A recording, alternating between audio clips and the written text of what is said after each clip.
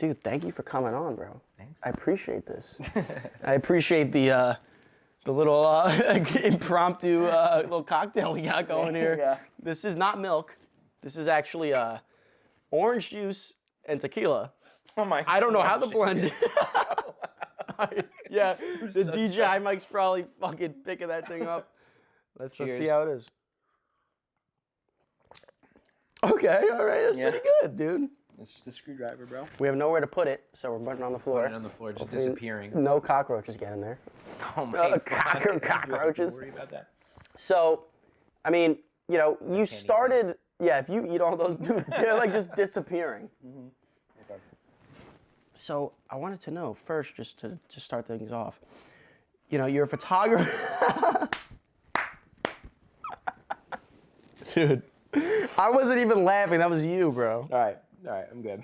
I'm good. Are you sure? Yeah, because I'm self-conscious about the fucking crunching. All right, then fucking stop eating them, bro. It's so good. Okay, I'm ready. So, I mean, you started off in photography, right? Yeah. And then you ventured into videography, and now you're kind of like doing a little bit of both, right? Kinda, yeah. I was kind of doing them both at the same time. Dude, this is gonna be hard. This is gonna be hard, dude. It's gonna be fine, bro. All right, so what were we talking about? What got you into this whole like space, just like in general? Because I know you were at Malloy, you got the masters. So what kind of was like, you're like, I don't want to do this tipping shit. point. I was yeah. Well, funnily enough, I went back to the Chipotle that I was going to all the time. When I was working at the fucking accounting firm. I was doing accounting. Bro, it was like it was miserable, dude. Like I'd rather just like stare at the blank screen than like actually like do the work. It was so boring. It was just like journal entries, like shit like that, like. Are we allowed to curse on this thing? Yeah, all right, cool. Yeah. All right, fuck. Are we allowed to fucking? Sorry. Just don't tell mom. Yeah, we can't tell her. Well, so yeah, I was just like, the shit that I was doing was just straight up boring, bro. Like, it just sucked. It's like bank reconciliations and shit like that, and like going to like the city every once in a while to like perform an audit, and like you gotta like pull all the papers out of the filing cabinets and shit, and like, bro, it just wasn't for me. So why did you pursue accounting to begin with? Like, what was the draw? It was just like financial security kind of thing, and like, definitely something that like was kind of, I feel like, pushed on by like, I don't know, social pressure and stuff a little bit, like just like trying to do a job that like, I don't know, was like secure and safe, and like accounting was pretty easy like place to like earn a lot of money, and like there's like a need for accountants at the time, at least. So my fiance does accounting as well, so yeah, like I don't know how she does it. So you started accounting, you did it at Malloy, and then you started actually working, found it just wasn't for you. No. And then when did you pick up the camera? So just walk me through like that whole thing, because that's a switch. That's a fucking big switch. All right, so like I don't know, maybe it was like I knew that like I wanted to be creative somehow. I knew I'm good at like computers and shit. Like I was always able to do like technological stuff. Like came pretty natural to me and stuff. So I'm like, you know what, like I want to be able to like express myself. I want to be able to do something creative. But I fucking suck at drawing. Like I'm fucking like absolute trash at drawing. I can't fucking paint. I can't do any of that shit. I'm not like a decorator. I don't like do interior decorating or anything. But like I'm good at like gaming. I'm good at computers and shit. And like I love fucking movies and shit. Like I love movies. I love photographs. I like I'm always drawn to that kind of stuff. And I know like exactly what it is that I like about stuff.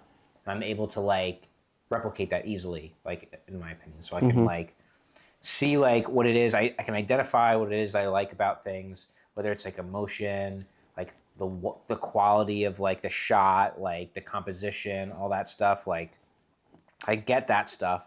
So if I can just like learn how to do that myself, then I can express whatever I want to express in a mode that I can definitely express it in. Like if I can't fucking draw, I'm gonna take a picture of it and like, or Like that's the easiest method of creating something. So. And what was the first camera that you started on? First camera, 70D.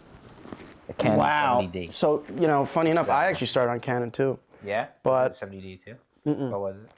it was the EOS M50, the little APS-C guy. Yeah, the little thing. Yeah. Not bad for No, like it's not a bad. sub $700 camera straight out the it's not box. bad.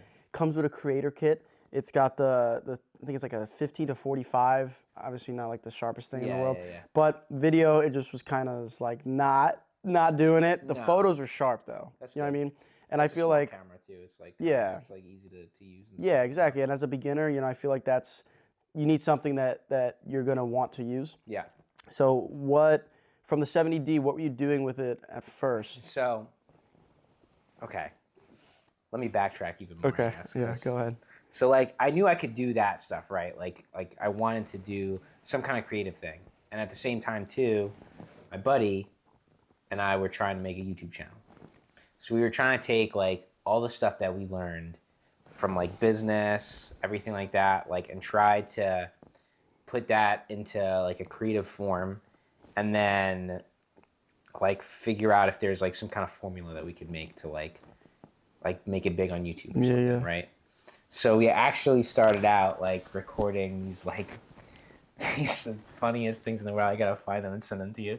These like diss tracks basically to like try and like call out other YouTubers and stuff and like see if we can like blow up Put it on the that. screen like, there. Yeah. Like, so it was just a stupid like thing that we wanted to do, or we just wanted to like do something creative and put it out on YouTube. And we started up like he was doing the like back end with all the social media, like starting the page, like posting on all that stuff, because he used to do like a meme page on Instagram. So he used to have one of those, and like so he was doing all the back end of the social media stuff, and I was learning how to use the camera, like how to edit and all that stuff, and like trying to figure out how to get these like basically podcast kind of things like out. So yeah, like we were doing well. We were about to put out our first thing, and he got the call to go to one of the big 4 accounting firms. Wow. And I was like, dude, like we just did everything in school for this moment. Like, this is like, you got to go and do it. Like, obviously, like, go and do your thing. Like, I'll figure it out. Like, it's not a big deal. So he went off. Funny enough, now he's a cop. Oh, he really? fucking quit and did the same thing too, like full career change and everything. And I had the camera still, so like I kind of went off with it and just like kind of did my own thing. Like got some lenses, did some stuff with a restaurant that I worked for, shooting like some really nice food and stuff. And then this was on the 70D. Yeah, it was all on the 70D. And then like eventually I like upgraded and just So Canon first though. Yeah, just like me, Canon first, and I feel like that's a lot of people. I feel like, I don't know, Sony and like, maybe Nikon too, people start on, but like Sony, I feel like not a lot of people start on Sony. They kind of like go into it.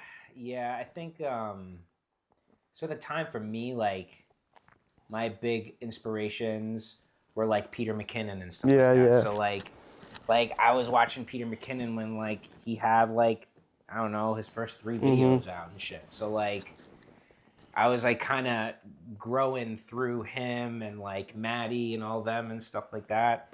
And they were all in the Canon ecosystem. And like I was already in the Canon ecosystem too. So it was like easy. Like, all right, like I'm going to just do kind of what they're doing, like level up with them. And then eventually I ended up working at a wedding studio. And the guy that I was working with, he was using a Canon too. So it kind of worked out in the time. So what was the name of the studio? Do you remember? 27. So was that the place you were at with this guy Robbie? Because No. Robbie was on the first one here, that first episode. It was actually in this basement, and he mentioned he was like, oh, like the guy Nick at Black Sale. He like said you worked a few gigs with him. It's so funny because the guy that I was doing the YouTube episodes with, Robbie. his name was Robbie. Yeah, a lot of Robbie. So it's so fucking confusing. But yeah, okay. So yes, the Studio 27 was a spot that I was working for that I believe at one point Robbie was working for. We weren't working at that place together at the same time, but I met him through Kyler. Yes, that's correct. Kyler Lopez. So we did this it wasn't a grad shoot. It was like recruitment video? Yeah, it was a sorority video. At Hofstra, right? I don't even know if it was, because we did it in the city, but it might have been for Hofstra. Like might have been, because I know Kyler, he went to Hofstra. Yeah. He was in my fraternity, actually. Yeah. Never met him, obviously. He was a lot older than me, but he did a lot of recruitment videos back in the day, so it might have been a recruitment video. Yeah, I think it was a recruitment video. Yeah, it was all in the city. Yeah. We were riding like boosted boards and shit together, like going all over the city, getting cool footage and stuff. So like on rooftops and like everywhere. Yeah. We did everything. We were in Washington Square Park for a little bit. We were just like, yeah, getting footage and stuff, and like that's where I met Robbie. But yeah, like the Canon ecosystem was like the first thing, because everybody was shooting Canon back then. Yeah. And then like slowly it merged into the Sony. Well, so the Sony thing, I was like looking into it, and a lot of people saying like Sony kind of took over when their mirrorless cameras started coming out, like the Alpha 7s. Yeah. Because they were like, they did something game changing. I think it was like something different, and it was like the quality that they were able to produce in the form factor and the autofocus, all that shit. Yeah. It was like very state of the art. So like, you know, things like Canon or Nikon. Canon, obviously they're like toe and toe still, but like Nikon, people saying like it fell behind because they didn't adapt to like this new sort of like, you know, mirrorless technology that Sony was putting out. Definitely. So, I mean, the big thing for me, like, that made me switch was, like, autofocus and, like, size and, like, also just, like, compatibility stuff. I guess, like, you can do so much with them. You can, like, get so much out of them, like, by, like, adding monitors, adding, like, just, like, every little, like, bit and piece. And, like, this, like, cheap camera, basically, for all intents and purposes, can be shooting like 4K, freaking 120 frames per second, or 4K 60, and it's like crazy just by like adding like something through HDMI, like to a Ninja, you can get like 4K 60, like uncompressed like footage and stuff, and it's like, or like ProRes footage at least, and like it's easier to work with in Premiere and like all this stuff, and like it was cool being able to like upgrade that camera and like level it up like at like such a good price point. But like the thing that made me really switch was, yeah, the autofocus is crazy. Like my buddy showed me one day, like we were on a wedding and he just put like a locket. It was like one of the, like the mother of the bride's like locket of her like grandma on the bed, and like chucked it on the bed, and he's like, look how good the eye autofocus is, and like went like this with the camera on the bed and like tapped the shutter, and it like focused to the eye of the like woman in the fucking locket, and I was like, like that's it. Like I'm like, that's fucking what I need, like something that I can trust to like not be like sketchy on me and stuff. So what was the first Sony that you got? A7 III. Oh, okay. I feel like everyone kind of like starts on that one. Yeah, no, I was the one. That was my first. Well, maybe it wasn't my first Sony actually. I did have an A6000. APS-C. Yeah, but not for long. Like for like a minute, like barely a minute, and then I bought like an A7 III. Yeah, the full frame is just so much. I just got it because I was gonna need another camera anyway, like another backup camera, and like I think someone was just selling it. Yeah. Just, like, I'm gonna get that too. Well, yeah, I mean that camera is like, I told this to Sam too, and like I started like really on the A7 III. Like the M50 was kind of just like the training wheels. Yeah. It was really the A7 III, and like you were saying before about how like you can start rigging them out and like really get the quality out of it.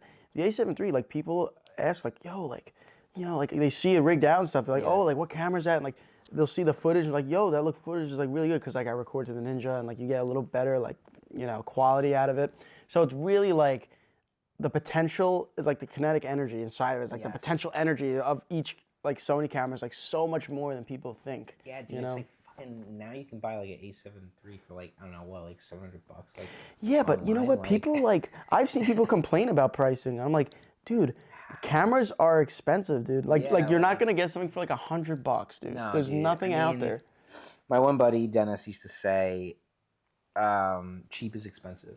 Yes. All the time. Cheap is expensive, and it's so true. Like, the more you try and like cut costs and everything, like Like, there's some things that are like obvious. Like, you don't have to be spinning. Yeah. Like, obviously, Like a fucking, I don't know. What's a good example?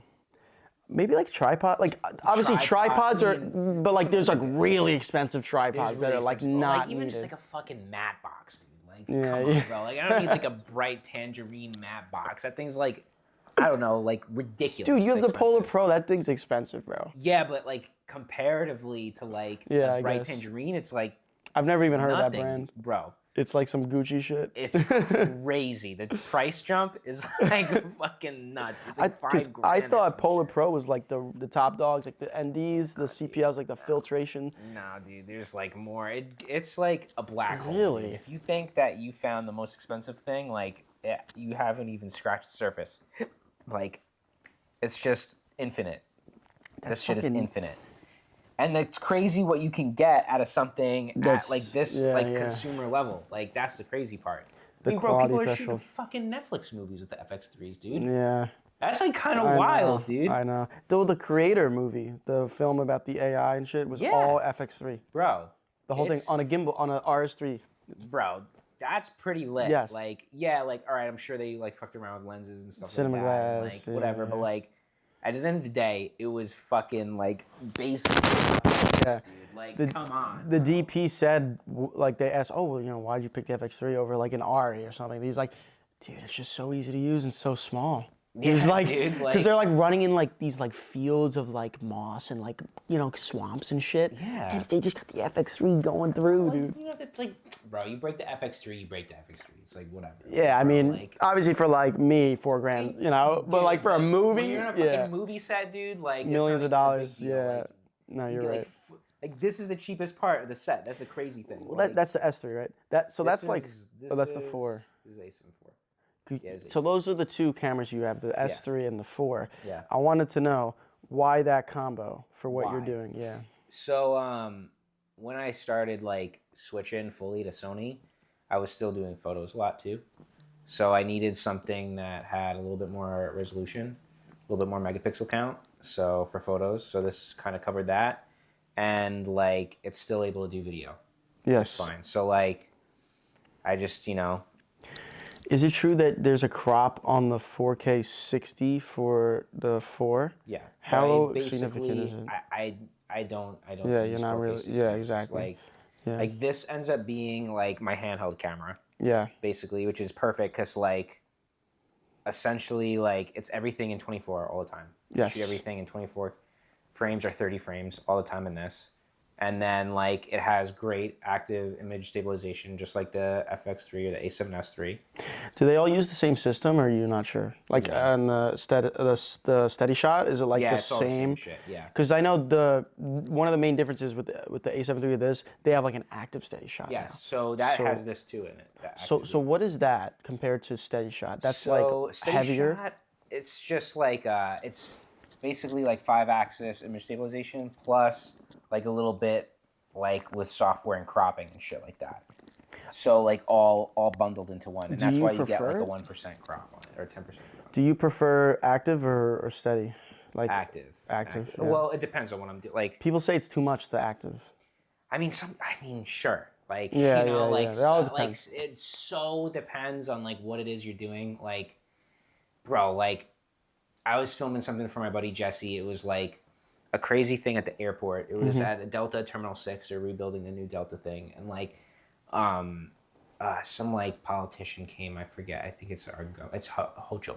Hochul came and everything, and like, she's at this like beam, and she's like doing a signing for like on this like beam, and it's like gonna go onto the airport, and I don't know. It's just gonna be like it's like a groundbreaking thing, like, you know, where like they break ground at like a project or something. She's like signing the beam for this groundbreaking project, and I'm literally with a 70 to 200 at like 120, like 120 mil over a crowd, one-handed with this camera, and I'm getting fully tripod footage like this above everyone's head. Wow. And I'm just like this. That's it. Wow. And it was steady. Bro, it's perfect. It's more than perfect footage. So like, it's great. Do you think that's a issue? like not an issue as in like it obviously makes your life easier, makes my life easier, it makes creators' lives easier. But do you think it's an issue when it comes to like bigger budget production stuff? Because like then it's like oh, it's threatening. Like I don't it's know, threatening man. it's like obviously like there's like the Osmo Pocket 3. You know, there's all Yeah. these little tiny things that are getting like you know Smaller and smaller and smaller. smaller, but the quality's like basically fucking the Yeah, same. here's the thing, bro. You've been I in it don't longer than me, think- so you tell me. It's not even about being in it longer or anything. It's just like, just think about like a fucking movie, right? Like, it's not like at all. I don't think anyone's stepping on anyone's toes. Let's say that because like the whole point of like a big budget film and like with the budget and stuff is like to make more money. So like if people want to make a lot of money, people have a lot of money to spend, and people are looking for investors for a movie or show or whatever, or like producers or whatever it is, and looking for budgets, like at one point the budgets so that more people are getting paid. You know what I'm saying? And like so that people are getting paid bigger bucks. And like at that level of production, like to justify like the expense, you start using more expensive gear and like REs and shit. and like that's how do you inflate a budget. And like I'm Yeah. not fucking like we're like we don't have to be like fucking rocket scientists to just look at it and say like, all right, like a lot of this is to like fluff the budget up and like make something bigger out of this. Like yeah, we can definitely shoot all of this on the fucking FX3 like any day of the week, but like then how are you gonna justify making $300,000 on that fucking movie? Yeah, you know what I'm saying? Then you're like, oh, okay. Like, yeah, because yeah. you cut the cost of fucking this to this. You'll still make $300,000 in the movie and shoot it with the Ari. Yeah. And have 7 other people operating it, so all 7 other people are getting paid too. So, like, you see how, like, the project, like, the whole point It like of feeds the families, exactly. low key. Like it's Exactly. like this economy So thing. this, like, doesn't, like, I don't know, like, this Different is just areas. gonna make it, like, easier for, like, like someone that's on a movie set to do something like that they want to do with a big camera that they can't do with a big camera. Yes. And they don't want to do it with a GoPro because it's too shitty. Like action sequences. Yeah, You or could even, throw like- that in a fucking like car. Exactly. Or like look at what they did with the fucking what's that, like not fucking Ace Combat. What's that shit with Tom Cruise? Mission Impossible? No. Top Gun? Top Gun. The new Top Gun, right? Yeah. Like the one in they put those 2022. cameras, they put all the Sonys with all the fucking like attachments, like the So for the cockpits of the yes, jets. the cockpit jets, like fucking Really? cameras. Yes, so they're They smaller. use Sonys for that? They're Sony like FX somethings with, or like no, they're not FS? FX something. It's something though with that cable. You know the cable? Let's look it up. Yeah, look at that shit up. Look at what the thing that they used for it. It's really expensive. It's the same shit that they're using for like maybe Avatar or some shit. Camera rig. Top But Gun they Maverick like cockpit. 6 fucking cameras in the cockpit. Yeah, see? Boom. Boom, boom, boom. All these motherfuckers. All these. And this is a cable. They run a cable, a lot of them. See how it's a cable?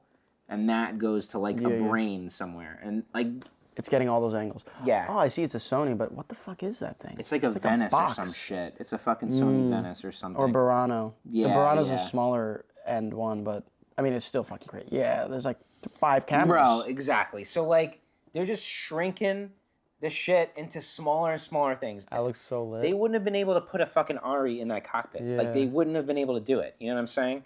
So, like, they're slowly shrinking the cameras down and making it so that these people can be using something that's better than a GoPro.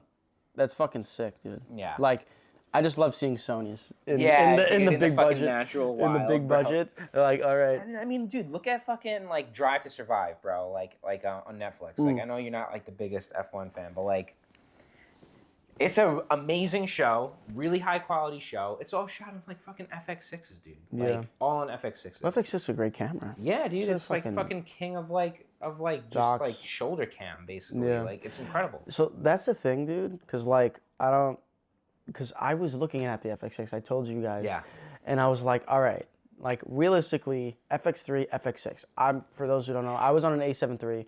I've been using the A7 III for about 2.5 years. Okay, for everything I've been shooting on. So I was a hybrid shooter, mainly video now, but A7 III. Where do I go? It's got to be the FX lineup Yeah. for videography, right? So I was telling you FX6, but I'm like, dude, like you said, I feel like it's just a shoulder camera. Because if I try to put on a gimbal, you can't run audio because you don't have the top handle. You gotta fucking sync it up with the scratch audio and the external.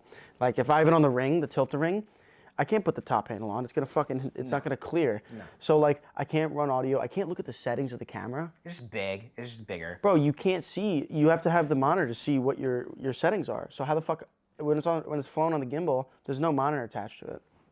So I can't fucking see what I'm. Crazy. Yeah, and like for the stuff we do, bro, like RBS, land tech, you need to be able to slide that thing on the NATO plate, lock it, and go, dude. Plug it in.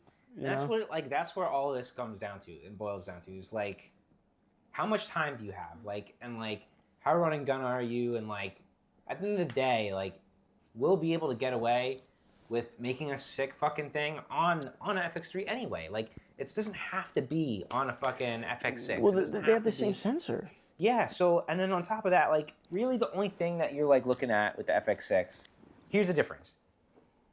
FX3, you got IBIS. FX6, you don't. You got the internal variable in D, though. FX6, you got internal variable in D, which is fucking awesome. Sick, dude. It's fucking lit. But that's for, like, yeah, you're going indoor, outdoor, whatever, all that shit, right? Which is, like, shoulder cam. That's shoulder cam. But like, if, that's... like, yeah, and I was thinking about that, too, because we do a lot of that shit with, like, RBS, and also with the documentary I'm doing, it's always inside out. But I'm like, dude, for just one shot, I'm not going to buy the FX6 dude, just exactly. for that. So, and, like there's been so many more instances where, like, I use the IBIS way more. Oh, absolutely. Way more. And, like, everyone doesn't, like, people say they don't like the IBIS, but, like, okay, yeah, but, like, I can handheld my 35 mil and walk around RBS shoot. And it looks great. And it looks fine. I don't have to fly again. The FX6 at the S70 mil is like, I was showing you that footage that we were doing, and it's like, like sure, like you might want that style, but you just shut the IBIS off. Like, you know what I mean? It's like whatever. Like, well, no, I mean, I think it's distracting when it's like those micro jitters. Yeah, too micro and it's jitters. like, and you're doing like an interview or something. Yeah. And you're getting like some handheld angles, and it's like. There's been like countless times like FanDuel stuff, like just like interviews that are like you're trying to. It's better for me if I can float around and have like 50 different angles of the fucking thing, like let's say I'm doing like an interview and I have like somebody's wide anyway, right? And then like you have the second person in there floating and stuff. Like get a low angle, get an upper angle, get like this angle, get a shot with the FanDuel logo in the background, get a thing like you can float with that camera. And you don't have to have a tripod where you're like 3 legs on the fucking thing and you're moving it. Or a monopod and it's still shit, or like, you know what I mean? You don't have to do any of that. Yes. You just take your camera and do this. And you can fucking hold your camera in one hand. Neo was showing us at FanDuel that one time. He showed that other dude that was interested, the AMHC guy. He was like, yo, like, he was like, he took it off the tripod with this Tamron 70 to 180, held it at 180 and like triggered on-off steady shot, and then it was night and day. It's like floating straight. Dude, and like, okay, sure, like, it's not for fucking everything, but like, again, like, I would do that way more than like variable ND in like light shot. Like, absolutely. You can just figure that out with editing somewhere. And like, you could twist the fucking filter. Yeah, whatever. Fuck it. You know what I mean? Yeah. So, I mean, I wanted to talk about, obviously, Black Sail, because I wanted to know when you started. For those who don't know, Black Sail Productions, Long Island-based production company. Yes. We kind of do like a little bit of everything, I would say. Literally everything. So I wanted to know, like, when did you actually meet Sam? How did that relationship start and branch out? So I was working at the Studio 27. They're a wedding photography company and a video company, and I was working with them like right out of college, basically. Damn. Now you're making me think about what year it was. Okay. Hold on. Get some, I need to bring up some photos because I have in our Dropbox. I have every year everything categorized, so I'll be able to tell what year it was through that. I think we're at 2024 now. 2021. I would say like 2019. I met Sam. Like 2018, 2019. And I met him at a Starbucks. And my buddy Taylor. Do you remember the Starbucks? Me. Yes, it was the Starbucks in Massapequa on Merrick Avenue. or Merrick Road. What were you doing in there? So my buddy Taylor had me and my other buddy Dennis from the studio come and talk to Sam about like Black Sail, basically, and the idea of Black Sail, which was like a production company where it's just like homies that like know each other that like just want to like make something big and like just kind of do some cool stuff like locally in New York and stuff, and like just like trying to find like talented people to like start bouncing like creative ideas off of each other and stuff. And so I met at Starbucks. And so how did you? So you were with Taylor. Taylor kind of brought you along. Yes, Taylor brought me and Dennis to meet Sam. So like, Sam contacted Taylor at first to come. Yeah, Sam and Taylor were talking about like that they wanted to do this Black Sail. This is like the origins. Like, this is the origins. Shit. Okay. This is like the meeting, bro. This is like the origin story right here. This is the origin story. Good. And like that kind of was where like I started getting like work from Sam too, because like Sam was also like in need of an editor. Okay. So on top of like talking about like the inception of Black Sail, he was also looking for somebody to edit some of his work. And Dennis was already full-time editor for Studio 27. I was like starting to become like more of a full-time editor for them, but like I still had some more free time and stuff. So I was taking edits from him, and he like gave me like a trial edit first. It's like here's some footage, here's the test footage, like here's some footage, like no rhyme or reason, just like give me give me the best what you shot. got, like give me no prompt, something. Or he gave you some sort? Nothing. Oh, nothing. Just like here's the footage, like damn, it's all like something. Fucking like, and I'm like, all right, like I can do that. Good, like first try, good. Like, do you remember what the footage was? Yeah, it was. Fuck, I couldn't tell you what fucking car it was, but it was a car footage. It was some car footage. Of course, Sam loves that shit. I'll show it to you. I'll give it to you, okay. And you'll see. It was just like a bunch of gimbal shots. Yeah, it was like gimbal stuff, and like just see what I can do with it. Yeah. Like, whatever, in like a couple of hours, basically. You know what? I think he did that to me, bro. Yeah. And like he didn't tell me really, but I think I knew when it was. You know, like it was the first RBS thing. Yeah. And I think he was like, dude, just like make like an edit like of the footage. I'm like, all right, bro. Like I'll just like no direction. Yeah. Just no prompt. Just like, you know, what you put together, just make something out of it. Just to see if you had it, you know. That's like a good that's a good way to test people, I feel Here's like. the thing, and that's what happened to me when I started for Studio 27 with Dennis. And Dennis is the reason like where I am now. Like, so was he like your mentor-ish, you think? He was like the mentor. He was like the #1 mentor in like everything. He was video, he was story, and he is like, he had the best story, started from like nothing basically, and like had a dream to like be working on the movie of fucking Matrix, and fucking wound up doing that. Really? Like, yeah. Like all like within Matrix's life, like Matrix life. Really, dude? That's sick. Yeah, so like, wow. It's all good. Drink some fucking cocktail there. Yeah.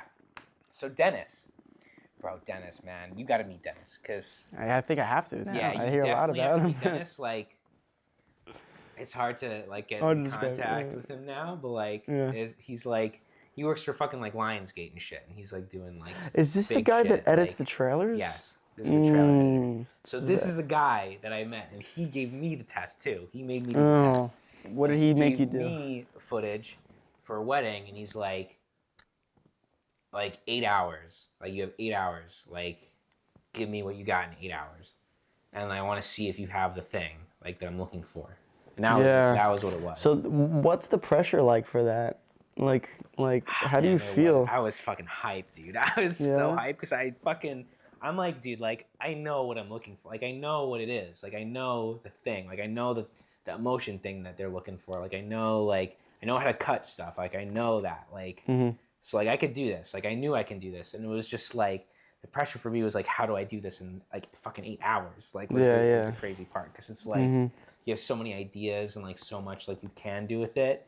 And, like, when you've never fucking edited a trailer, like a wedding trailer or anything before, it's, like, oh my god, like Yeah, where yeah. do you fucking start? I mean, it's a fucking long day of like footage basically. Yeah. Of footage basically. If you don't know like the structure of a wedding, like or like how the footage is gonna be laid out, you know what I mean? Like how the structure of the day would go.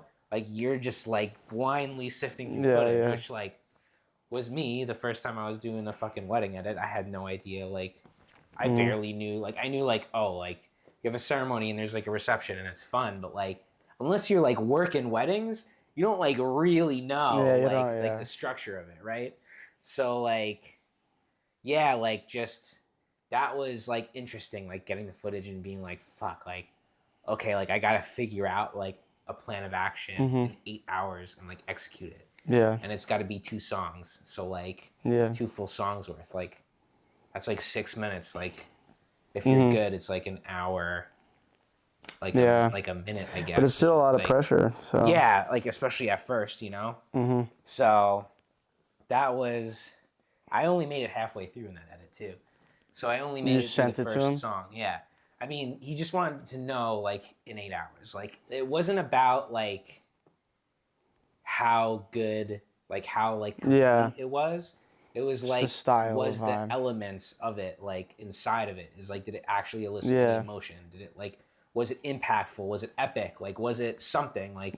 Did the footage like, or did the edit like complement the footage? And like that was like the main part of what he was looking for. And like yeah, and he started training me and shit and like showing me stuff. He made a whole like wedding editing course thing. It's fucking incredible. You gotta check it out.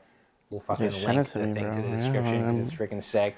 It's I think it's like Wedding Trailers Pro on YouTube. It's fucking really, really well curated. Like really good stuff and like just like all the important stuff. Like all the like cut through the bullshit and like what people actually care about and what like draws people into like a story and stuff and like I like that. Like all that stuff and like yeah.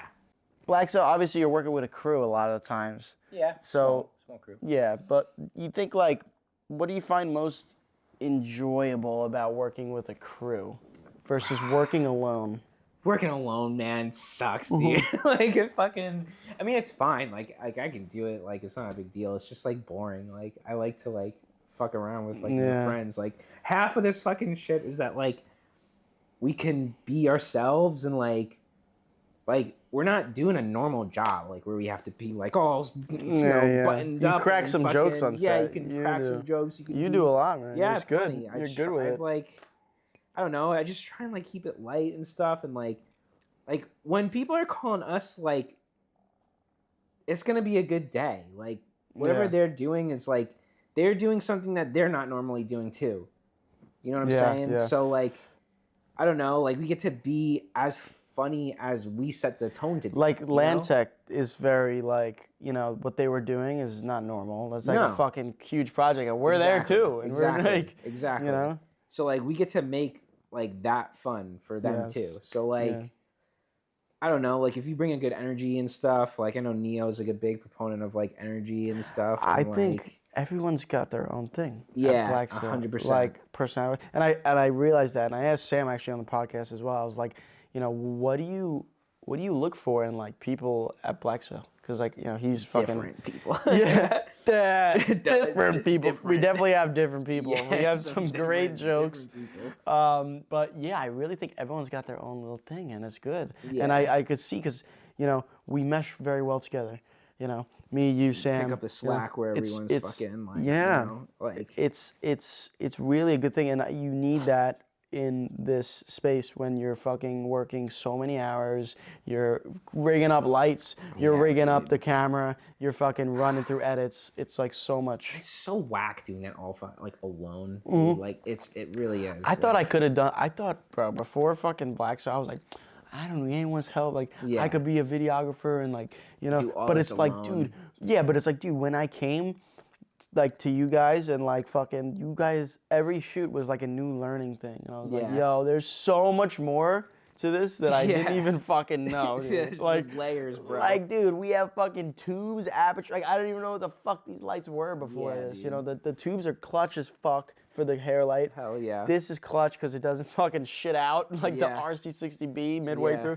So yeah, it's really like And every time I learn something because Yeah. you guys have been doing this for a dude, while. we're fucking learning something every time we social. That's a crazy thing. Like, and that's why it works so well. I think like we're all learning from each other. I mean, like Neo has like 10, 15 years in like weddings alone. Like, yeah, he's a big wedding guy. And like that doesn't like it's not just weddings. Like that's like personality training 101. That's herding a fucking crowd 101. That's like composition 101. That's like making something out of fucking nothing 101. Every time, every day, bringing your all, bringing it on the craziest day of someone's life, making everybody fucking happy, and like busting your ass for 12 fucking hours straight. Yeah. And having to go drive 2 hours to get there usually too on top of it, you know? Yeah. I had a call with him one time and he was talking about, how weddings train you for that. Like they make you like very adaptable, very charismatic because you got to be dealing with people.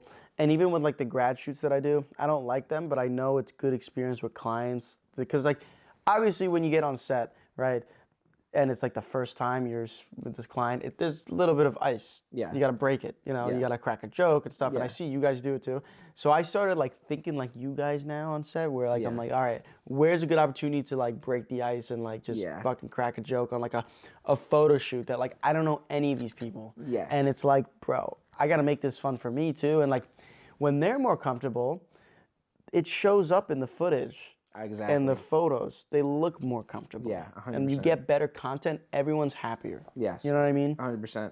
And like, if you're showing up, like, you fucking know exactly what you're fucking doing, even if you don't. Like, yes. If you just like just everything you're doing is intentional looking or whatever, and you're just like looking around at stuff, like, like look around and like, like position stuff and like, then people start like feeling like the confidence of like, all right, this guy's seeing something that I'm not seeing. You know what I mean? Like people can kind of pick that stuff up, you know? You know what's funny, dude? So on the grad shoots, I used to do a lot of prep for them with like the poses and stuff. But like this year I was like, fuck that. I'm just gonna like do it. So then what I'm doing is I do the pose and then while I'm shooting in the viewfinder, I'm thinking, all right, what's the next pose? Yeah. I'm like, and I keep holding up until I remember. And then I go to the next one. And it looks like I know when I'm fucking... Exactly, dude. You just start, like, planning ahead while you're shooting things. Yes. It's like, all right, like, I have this. Like, now all I need to do is get it without a blink. But I could start thinking about, like, the other thing. Yes. Like, I don't have to have, like... I can just, like, once I have the first, like, spot... Now, like, all right, like, tight, medium, close. Tight, medium, close. Like, or, like, tight, medium, wide. Tight, medium, wide. Yeah, that's what I meant to say. Tight, medium, wide. And like once I'm starting to do that in a location, I can start planning my next location because tight, medium, wide I have stuck in my head. Like, well, it's also good to come to location like a little bit before. Yeah, that helps. Just check it out.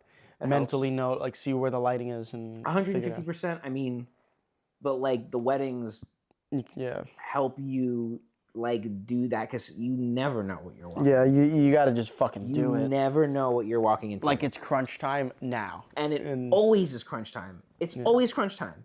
There's never a moment where you're not like doing something because either you're moving to the next spot or like gathering people to come and do the thing that you're about to do. So like that's about it. Like you don't have like any you don't have any downtime and like you have to be ready for the next thing that's moving along. So do you think, so I know you have like a sort of awareness on set and I see it because you'll like point things out that I don't notice maybe in like a shot or the light or where the person is or whatever. Where do you get that awareness? Is it through just experience? That's a really good question. What is it? Yeah, that's like definitely comes a lot with experience. But like in the beginning, I was like always asking people like, what is it that you're seeing? Like I want to like, when you like, it's like I don't know, like this is a shitty example, like but like a math problem or something, like or like when you fucking see it kind of thing, it like all dawns on you and it's like obvious, you know what I mean? It's kind of like that. Like once you know like how to see something, like you always see that like way, kind of. And like I was always like asking like, what is it that you're seeing? Like what are you feeling? Like what are you looking for when you're doing this? Or like, you know what I mean? Like I ask people that all the time. Like especially if it was like if someone would show me their camera reel or something and I'd like see stuff about like I'd start like my eyes would be drawn to like certain pictures, right, or something, or like certain shots, and like I'd say like, all right, like I'd ask myself first, like, what is it that I think is like what makes this good for me, and then like I ask like, what did they see in a shot that like they chose to shoot it like this, and then like I start like seeing patterns and stuff, like the way they were positioned, like what they were looking for, like most of it's like what they were looking for, like in their mind, like, and that's like how I kind of like hone in on that kind of stuff. Gotcha. And then like a lot of that's just like, you know, making mistakes myself, like something I always remember is I had this one guy that I would work with called Chris. His name was Chris Sun, and he was an insane wedding photographer, like really good, like one of the best.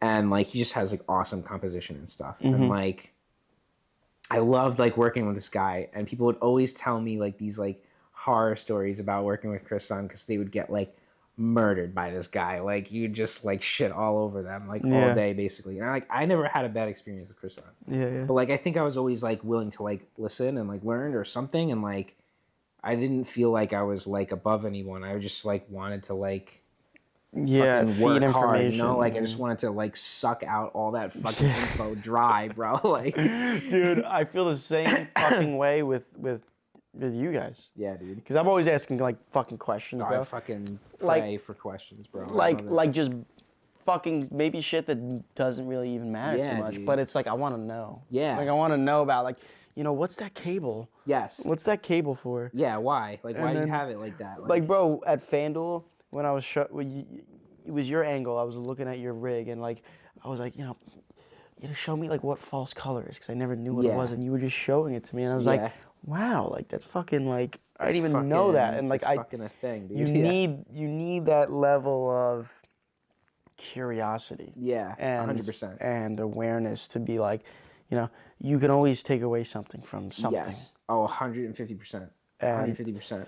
That's what I try to do every time I shoot, and I always end up taking something away, even if I'm alone. Oh, like when I do the grad pics, I got more client experience, how to interact. I think that's obviously the most. Just always reflect on what you just fucking did, and like what did you learn? Because you definitely learned something. Like I remember, who the fuck told me this?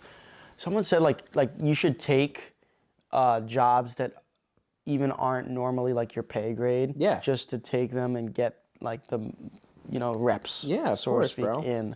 I mean, bro, like even if it's not like awesome pay, like I mean, like some people will say like eventually like you're gonna want to like take pay bills. You gotta pay the bills. But like there's a point for sure where like you're still getting fucking paid. Like, you know what I mean? Like even if it's like fucking almost nothing, it's like you could be paying to learn this.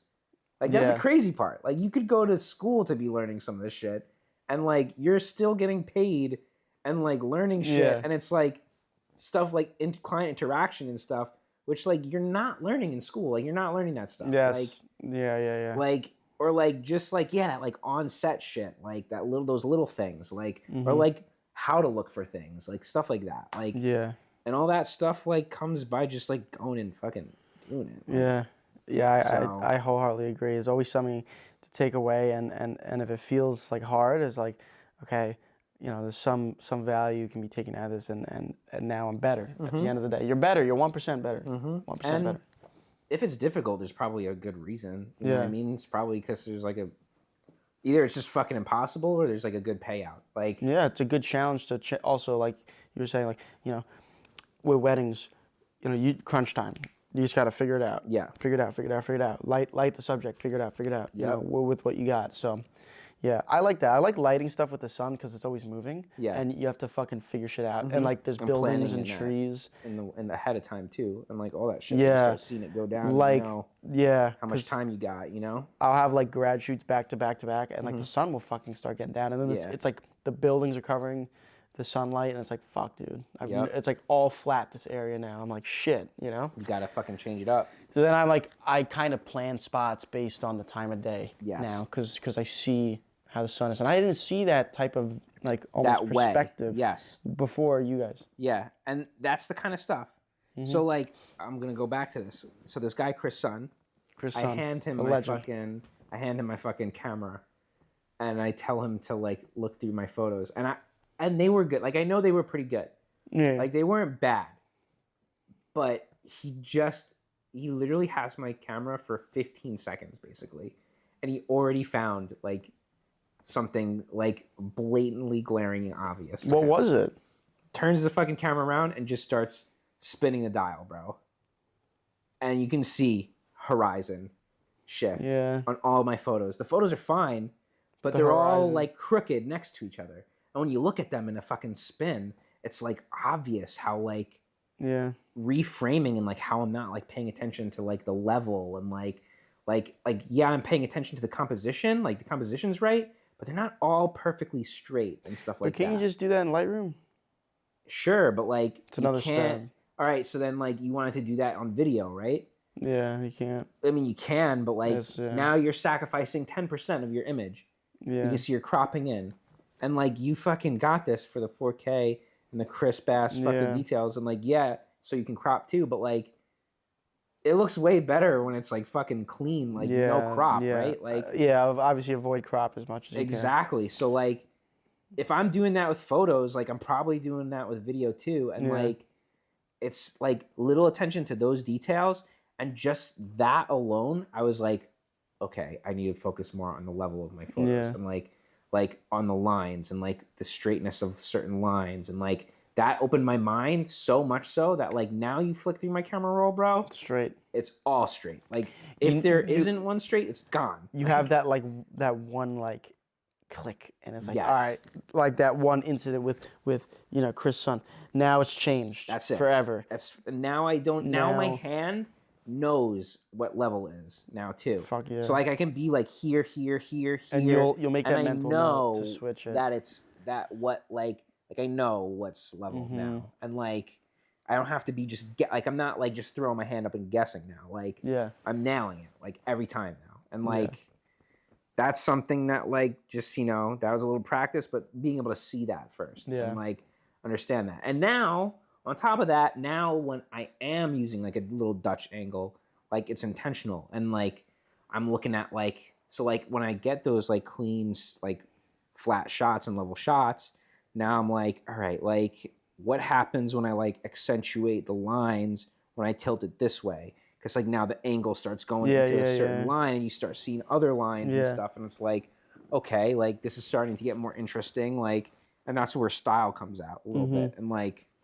I don't know, like shit like that, like that's kind of shit. Like no, it's a through experience you build a level of awareness, and 100%. through people, like you can't do this alone, like we said, you got to talk to people and stuff.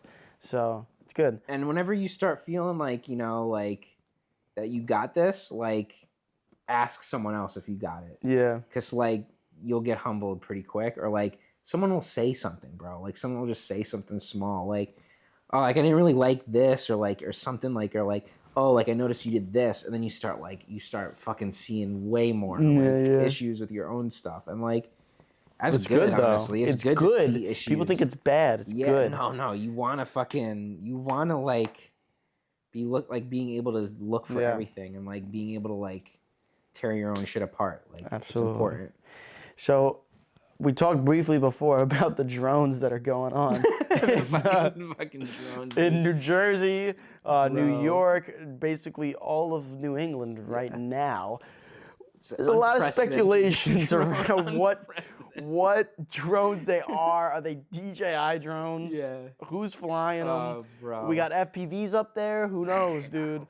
But a lot of crazy shit with the drones, and I just wanted to know, what is your take on the drones? As crazy, like I don't know, maybe it's like fucked up to say lit, but like as crazy as it would be if it was like some Iranian like Nexus warship off the Gulf Coast, like there's no fucking way, dude. There's no way, bro. Like I don't know, like in my experience, like to have a drone in the air, you need like some kind of communication with the drone, right? And if they're saying there's no communication, like that they're seeing or whatever, or like remote ID, like then like I don't know, either someone else is like fucking flying it themselves, or like I don't fucking know. You think so? There's no way to like fly them overseas. Bro, no fucking way, dude. All right, like, I'm pretty sure like a helicopter can't make it like that far. You know what I'm saying? Like, it can, but like, you know what I'm saying? And Like, like the drones are electric batteries. So yeah, or like, so like, all right, like you got a fucking like a plane, right? A plane, or like a or how about like an actual military drone, right? A military drone. That thing gets launched off a fucking aircraft carrier out of like miles off the coast, right? It has like one like engine or something, or like one rocket or whatever it is. So it's propelling it, right? Yeah. And the wings are like taking up a lot of the energy like needed to like maneuver this thing. When you got a drone, it's 4 engines. You gotta like power 4 engines.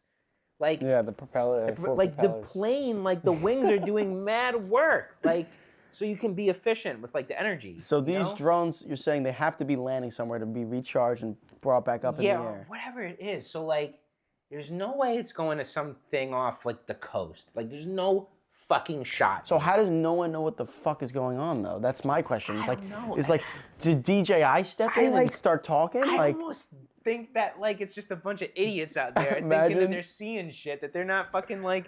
Because bro, no one's got a good picture, bro. Dude, there's fucking how available is this camera, bro? How available is this camera, and how available is this? I've seen more 70 to 200s like in my life now than I've seen in my entire life, and ain't nobody got a good clean shot of the fucking.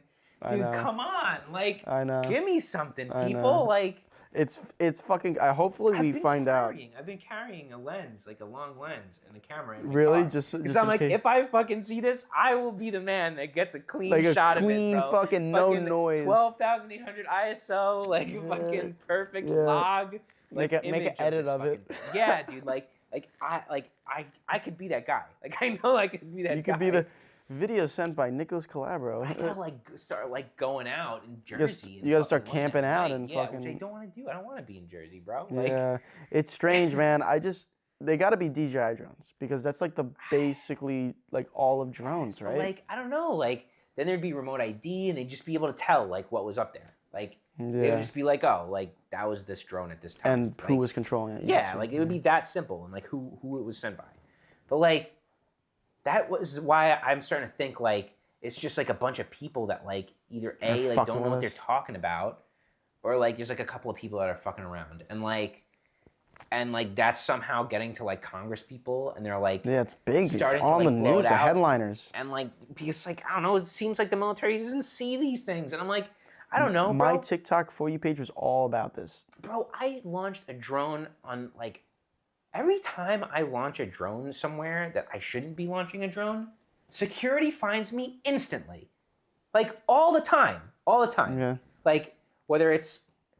Like, even if I have, like, all the permit shit, right? Like, I've launched a drone at fucking COTA, the fucking track at Texas, dude.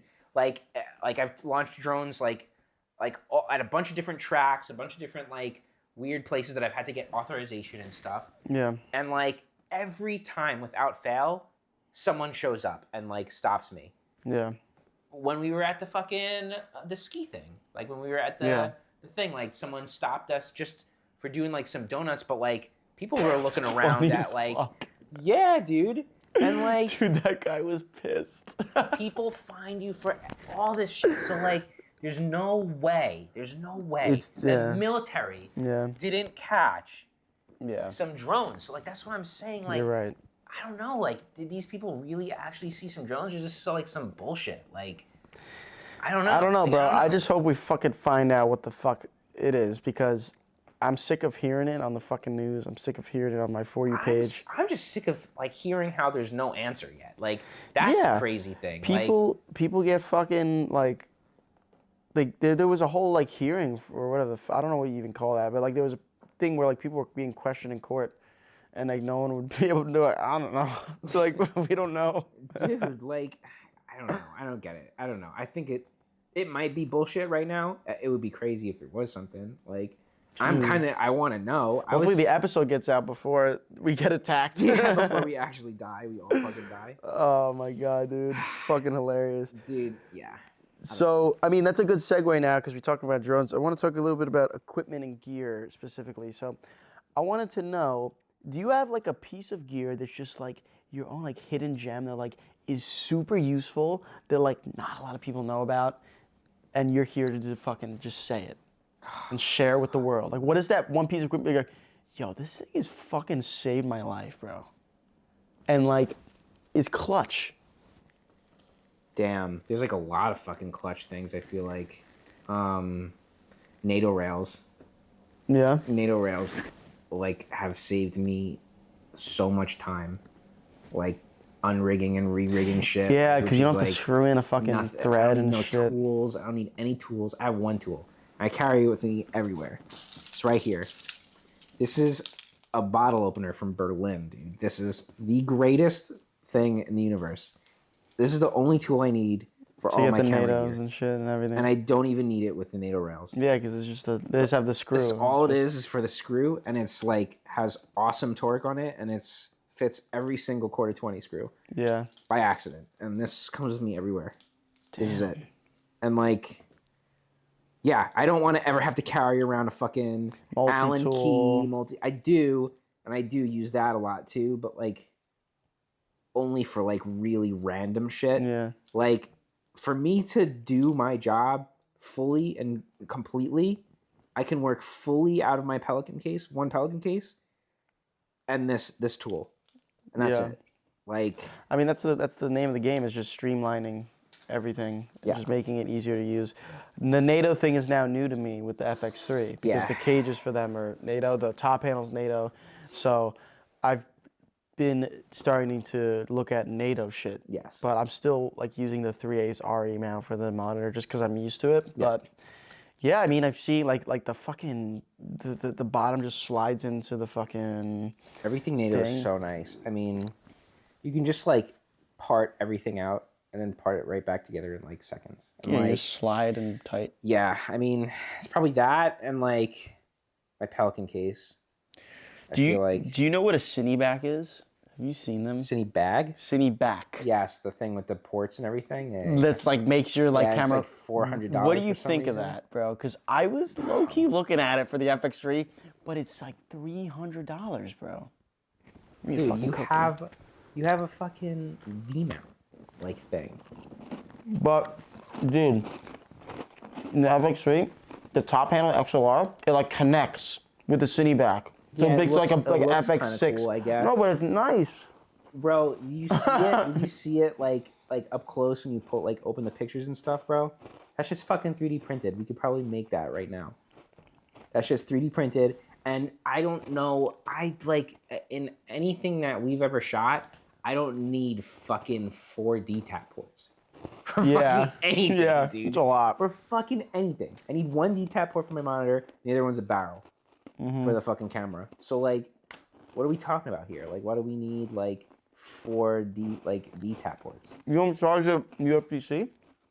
USB-C with the camera? You do DTAP? No, because for some reason, it's not supposed to, but like, it like heats up more when like USB-C? Yeah, USB-C. It definitely heats up more, and like, even if the battery's at full charge, like people say, like if the battery's at full charge. And I've seen the test, bro. I've seen it, but like, I don't know, man. Like, I've had issues with like heating with the USB-C. Yeah, with all the cameras, bro. With all really with the fucking hopefully USB-C charging.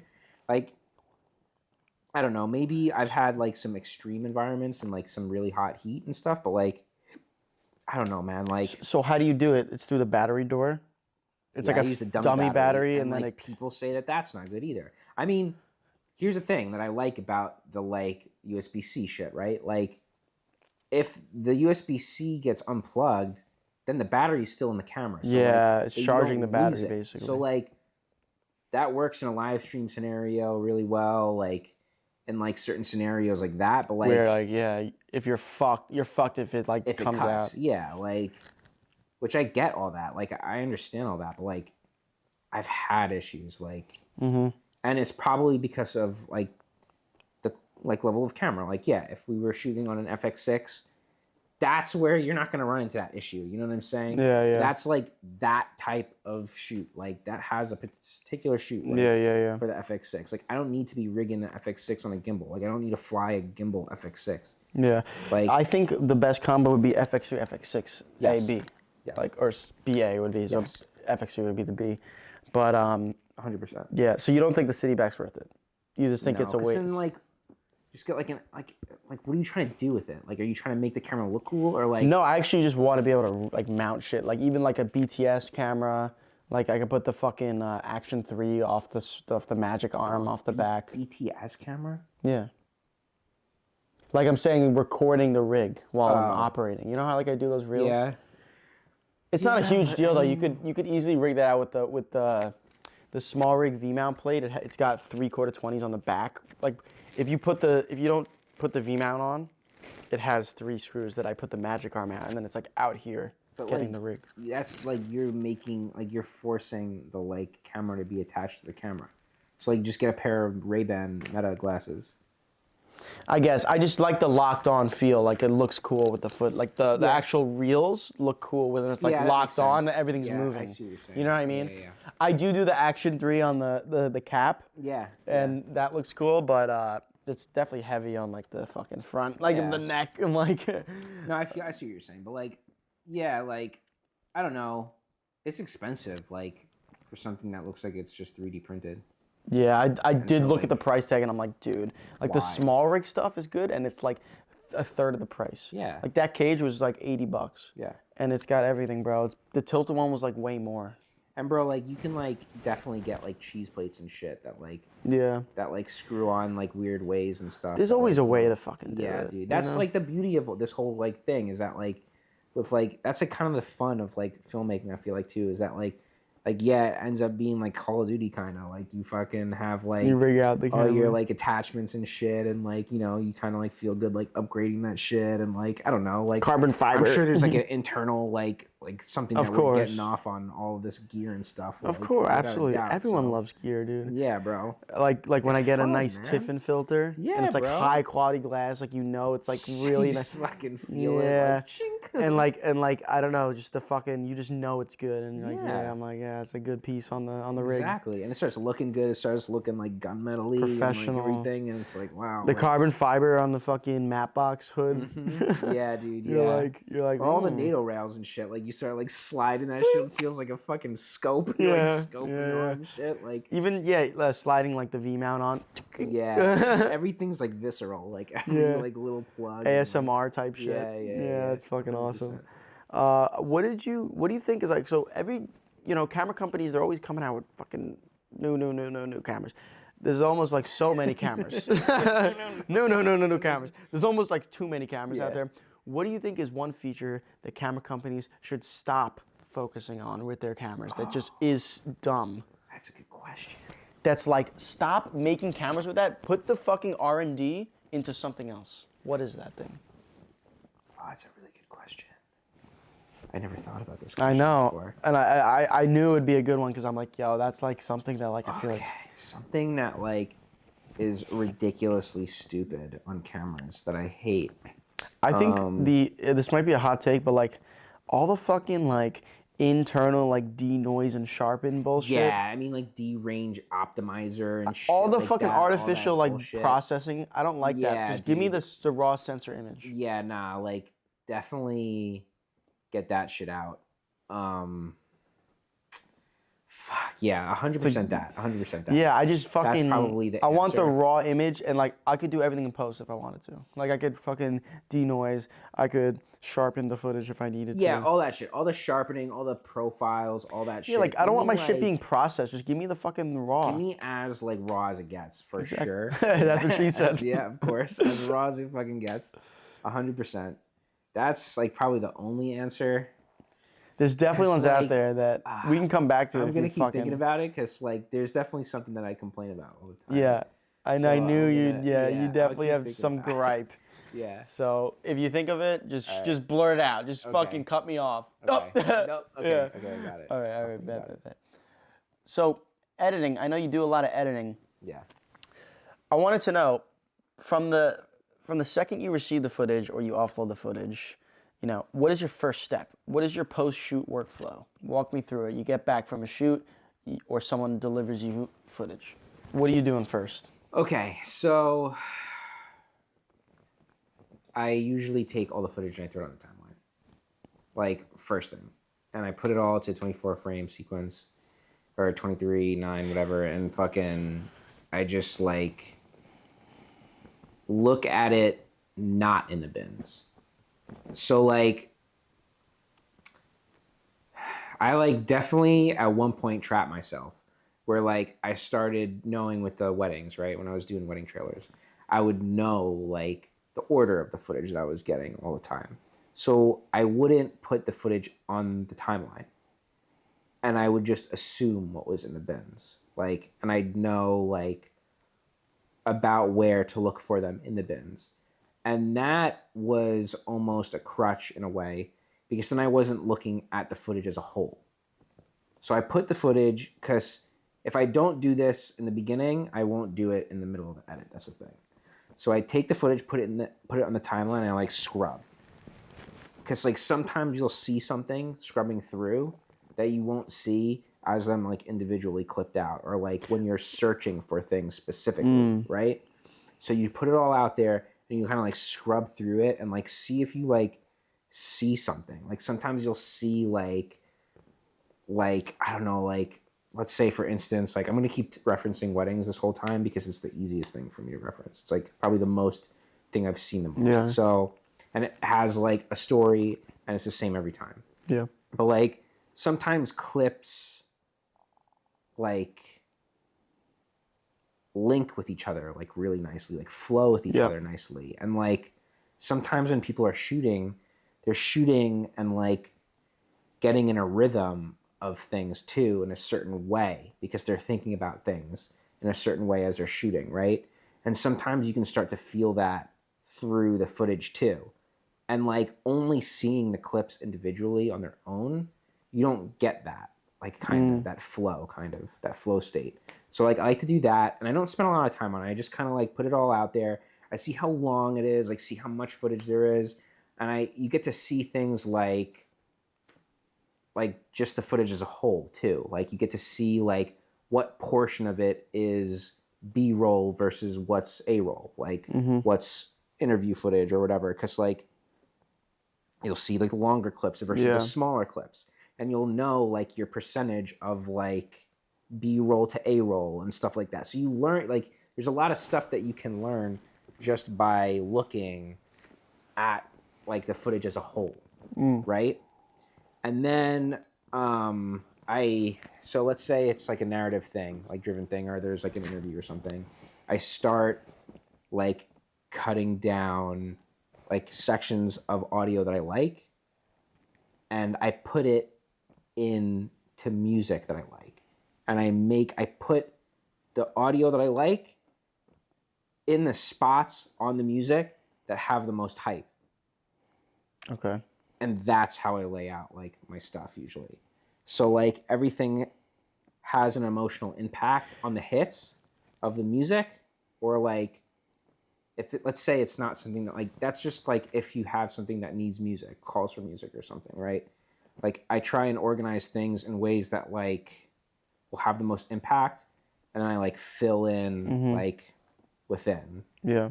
And all of this, me saying this is like basing it off, like there could be a million ways you tackle an edit, but like this is the most common way if like I have an assignment, right? And I like have to, which is like probably the most typical thing for like, I don't know, me or like most people that I work with. It's like an assignment, like I have this vision, or like someone has a vision and like they like this music, or like they like the style of music, and like they just want this thing to be like this. I feel like it's very audio driven. Yes. Like you have to lay out the audio before you lay out the actual clips. If you start laying out the clips, then like you start hitting parts of the music with like certain clips, and it's like not hitting hard enough. Like it's not like it's not at the climax of like the fucking like story. It's like the littest clip should be at the most exciting like part. Like, or at the beginning to catch your attention. So it's like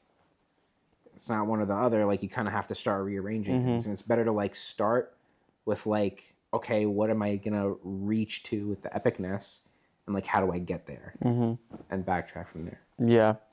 Do you have a project that you think is, you know, your proudest project that you've edited? It's like, yeah, you know, I felt good. I did that. It was hard, and you know, I made it fucking good. Probably like black sale reels are pretty good ones. Like the end of year ones? Yeah, like stuff like that. Like for like. Did the you make one website. this year? Is it Not done? yet. Oh, you're gonna. When is that, it? I'll just do it like when the year ends, probably. So. So how do you tackle those? You just gotta look through everything, right? Yeah, kind of, but like, also like I've been on a lot of the jobs, so like I know. Yeah, what's you in there. know what the good parts are. Yeah, and like what's worth like putting in there, but like in the beginning when I started the first reel for the Black Sail website, at least now, like that was a culmination of like years of stuff. So that was like hard because it was just a lot of footage and like a lot of random footage. So like, yeah, I think that was good. Like a lot of the Lexus edit, there's like some cool Lexus stuff that was pretty fun that I thought was like the stuff that I'm most proud of. But there's definitely like things that I'm proud for different reasons, like stuff that's like really good, and then there's stuff that like some of the Thule stuff that I did, like the first ever Thule footage that I ever did, like that shoot like was when we were trying to prove ourselves that we can do this for like a multi-million-dollar company, and like we edited like 22 videos in 72 hours and like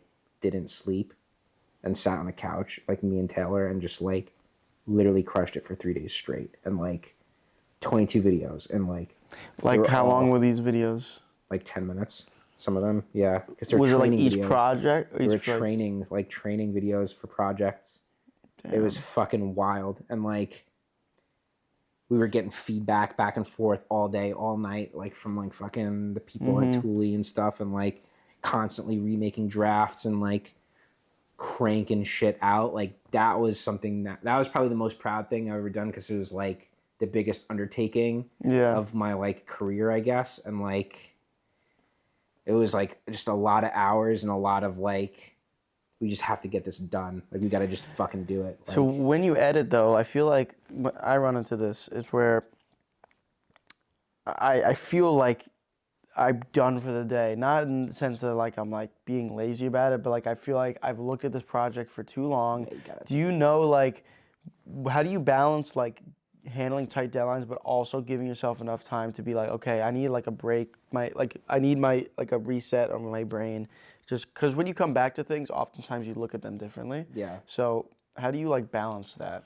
I don't really know how to answer that, because like I have like a good understanding of like what I can do in a small amount of time, and like I think I've learned that just from like school, and like that was something that I feel like I've learned just throughout like my whole life, of like tests and stuff, and like cramming for tests, and like throughout life, and just seeing like how much I can push the envelope of like time and deadline.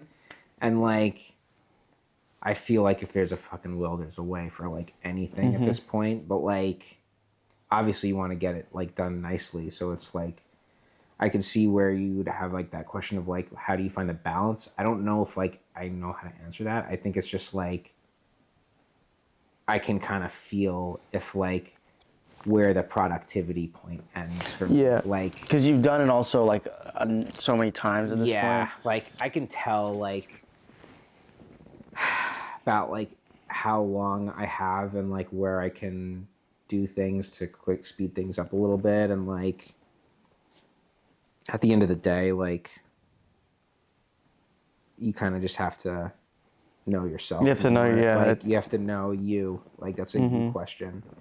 But like 150%, like there's a point where you have to walk away. Like especially if like you're getting mad. Like if you're getting mad at like something, or if you're just sitting there staring at something and like not getting anything out, like you got to take a fucking walk. Like even if it's for like an hour or two, like, or even if it's just the whole day, you have to just fucking axe the day. Like you just kind of walk away. Like You just gotta do it. Yeah. Otherwise, it'll just make it worse. Like it'll just get so bad. Like, Do you have a sort of like guilty pleasure you like doing in editing that you like overdo, but it's like fun?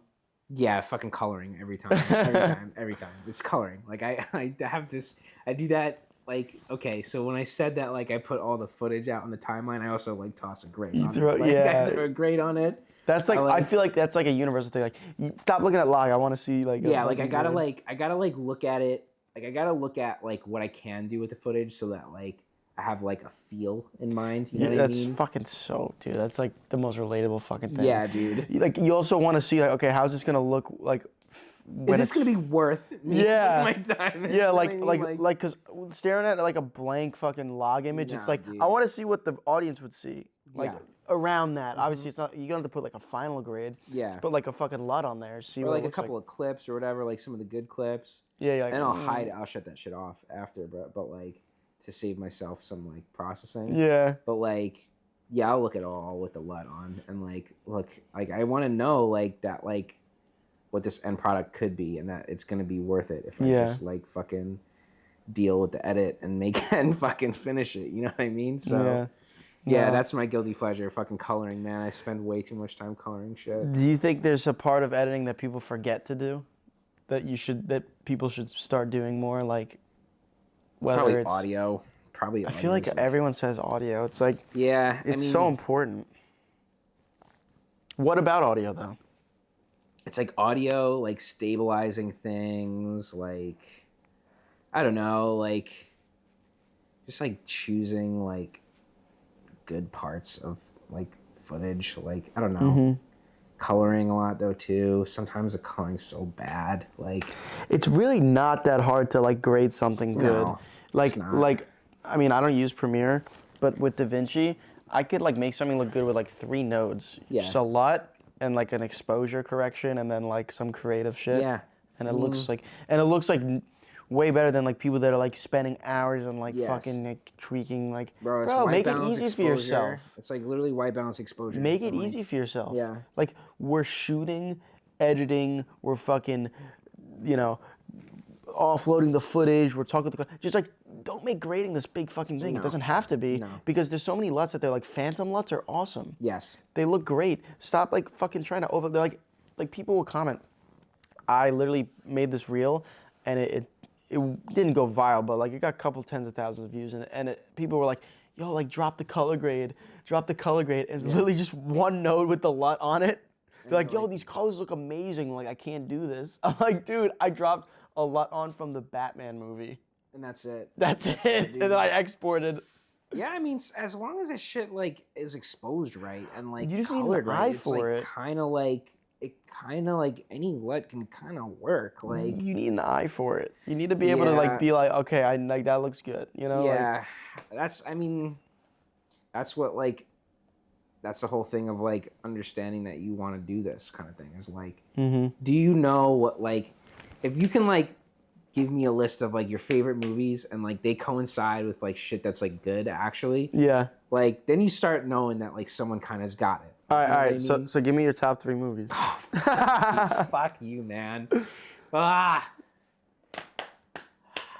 Man. I can give you one of mine top 3. All right. And it would be Interstellar. First. Yeah, that's one of mine. Fucking too. awesome. Yeah. Not even like because of like people like the story. Like the story's great, but the fucking filmmaking, the way they shot everything, they actually like put research into how black holes would look and like made that like bro, fucking nuts. Nah, the cornfield chase, like just the way they fucking shot the film. Yeah, definitely. It looks amazing. Saving Private Ryan, bro. That shit is like good, man. Like what about it do you love? Gritty, like fucking just like superb.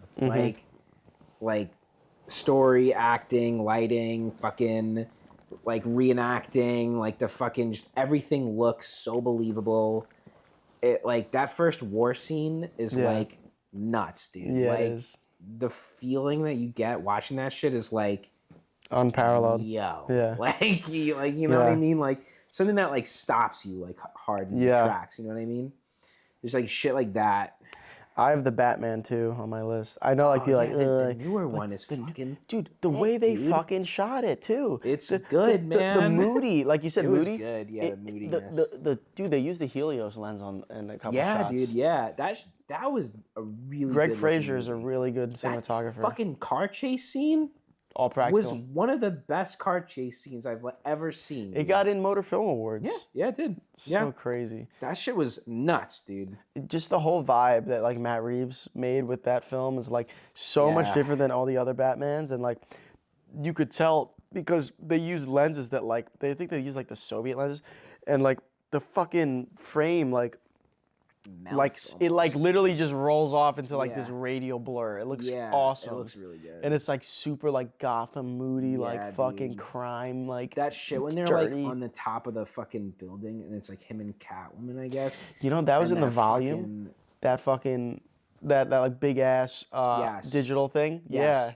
Yeah. Isn't that They crazy? fucking nailed it in that fucking volume Yeah. thing. It was like looked good, man. It looked really good. All the that sunset shit. Yeah, peering the sunset. in. It was dude. like the shot of him with the city in focus, and his Yes. 2 ears were up, like the bat ears. Bro, Yeah. it was good fucking that shit looked really good. Yeah, I mean, fucking Greg Fraser's and that's my parents are all now. Okay. We're not in the studio. Yeah, not in the studio. You just turn around, it's like a fucking living room. Yeah. But It's Santa. hey, he's our camera op actually. But no, Greg Fraser's an amazing cinematographer. He also did the Dune movies. Yes. Those are They're also also really fucking good. awesome, They're bro. really Like the cinematography, the vibe. That's my big thing. Is the vibe and like vibe. the feeling you can give someone Yeah. in a film. And I would honestly, I don't know if you share the same passion, but I would love to be involved with some sort of Hollywood production. Yeah, 100%. It's like I feel like it's my dream, bro. And like Definitely. you know, Like Lord of the Rings, man. Yes, I it's fucking just so be epic. watching like I be watching those like that Instagram freaking like reels of the behind the scenes. Like they have such good behind the scenes footage Yeah. of Lord of the Rings, and like it just looked like the place to be doing a Mm-hmm. fucking thing. Like everyone there was like so passionate about what they were doing. Like whether you were fucking making a fucking helmet look rusty, like, you know what I mean? Or you were fucking like Legolas. Like everyone is putting their fucking number one foot forward and like doing shit on a budget and like nailing it, like sending the shit out of it, dude. And that shit was awesome. yeah, I feel like you can't find that anymore. It with doesn't happen movies. like that. Like, It's fucking horrible, No, man. The it's- whole industry is like upside down, I feel like. okay, but that being said, there's a couple of things, a couple of shit that's been filmed recently that I do fucking like. What? The fuck was I gonna say? So make sure the FX3 is still recording. Okay, it is. I would say The Penguin was good. Did you watch it? no. I heard though it's fucking lit Fucking right now. awesome, It's bro. really good. I heard. What was I gonna fucking say? What do I like recently? Is it shows or movies? Show. Okay, duh. Game of Thrones, bro. I think they fucking killed it, bro. Like in the beginning. I've never watched. You're crazy. I know. I In, know. like- Everyone tells me. Seasons like 3 to like 3 to like I think it's like 7ish or 6 or I don't know, bro. They sent the shit out of it and it was amazing. Yeah. Like everything looked so believable. It didn't look like someone going to fucking Party City and like wearing like the cleanest like king's robes outfit ever. It looked like they've been wearing that and it looks like a snippet from history or something. Yeah. Like you're watching it and you're What like, about that do you think makes that feeling? fucking no, man. Like it's definitely the set design. It's definitely the like. It's the subtle things too. Fucking, it's everything about it is subtle, dude. Like everything about it. It's like, it's just the fucking way they talk. It's the way like, it's just like, it looks like they like acted it out like a million times so that like the whole set was worn a little bit. Like there was Yeah. like dirt and stuff in Yeah, yeah. places and stuff like. I don't know, like it just like that was good, and Euphoria was fucking amazing. You tell me just watch it for the Just filmmaking, watch it, bro. Yeah. It's fucking actually really awesome. Like Yeah. it's not my style of thing like that I would like necessarily watch, and like bro, like they were fucking nailing like the moods and the like camera work, and like they were doing some like crazy one takes like over like stalls of bathrooms and shit, and like then like the fucking camera would like flip over and they'd like go like. What was like it produced by? Do you know what studio made that or no? Dude, don't ask me those questions, bro. I fucking know people's names. I'm so bad at that shit, dude. I'm so bad. What is it streaming on? That's HBO. HBO, yeah. Got you. HBO for sure. Watch Euphoria, like. I mean, yeah, man. I'm not a big TV show guy. It's hard for me. It's fine, dude. You just gotta get through it though, like, cause like it's like saying like I don't know. You can't just put away a whole thing. Video production. I know. Like, you're right. Especially someone as me who's in this space. Yeah. You're right. Well, I wanted to segue a little bit into the holidays because I know, we didn't really state it, but you can see we're actually Merry like Christmas. in very Christmassy environment. Christmas. We have the lights here. We have the snow. We have the wrapping paper, but we also have cookies and a present. And I think this one is actually from I believe Santa. He came early. It's December 15th, but he knew you were a videographer. He told me personally. He thought this would be a great addition to your camera lineup. And I wanted you to unbox it here and give me your Nicholas results. from Santa. There you go. Thanks, buddy. Whatever you are, bear. Hey, Nicholas to Nicholas, Saint Nicholas to Nicholas. Yeah, perfect. So I mean, hey, listen, it's yours. So do the honors. Yeah, this is for me. Seriously. Yeah, man. The holidays came early. I guess Santa's got a busy. He's got a busy week with the drones. He's got to get the drones out of the sky. I have a feeling this is what I'm gonna use to get some footage. Actually, you told me it was something good. Yo, this is it, everybody. This is it. You're right, bro. This is the lightest fucking camera I've ever held in my existence. What is it, dude? The SLR camera. From HD Video Cam. So believe it or not, guys, I went on Temu and found this. The dopest camera of all The time. dopest camera, I think, ever. And apparently you can use it for professional work. Dude, it's 16 megapixels, 1080, H.264. Yo, it runs off 4 double A batteries. Fuck them, dude. Fuck rechargeables. Just send it. What else is on there? Not much, honestly. It's $30, guys. $30? That's a bargain. Steal, look at this. Come on. Yo, I'm honestly curious. We got the A7S. Oh, sorry, A7 IV. But then we got this. Dude, this isn't that bad. Hold on. Dude, what the fuck is this, dude? It's a unibody system. It's just one piece of plastic. It's an interchangeable lens. My ass, dude. There's no way. Is it really interchangeable? No, there's no way they make a lens. I fucking break it. You're gonna screw this onto this? Hold on, let me see. What the fuck? Wait, what, dude? I've never been more confused. No way. Is this real? There's no way, dude. I don't know. Is that like a magnifying glass? Fucking no, dude. Start her up. Fire her up. What's on the back side? Here it is. 100%. Yup. It is interchangeable, dude. This is the macro, But like it doesn't start. Oh no, this is wide angle. But it starts like not back here, up here. Dude, what the fuck is this thing? All right, what do we got? What ports? All right, we got an SD card slot. Do we have an SD card? Yep. We got an SD card in there with it. Unnamed. Unnamed. Here it is. 32 gigabytes. That's all it says on it. Hey, I mean, I don't expect this camera to really be shooting anything high quality, so that might be enough. Do you have batteries? Because it didn't come with batteries. It didn't? No. It said it. I mean, I have them upstairs. All right, let's get them. Let me see. There's no batteries in there? I mean, it doesn't feel like 4 AA batteries are in here. This is something else, guys.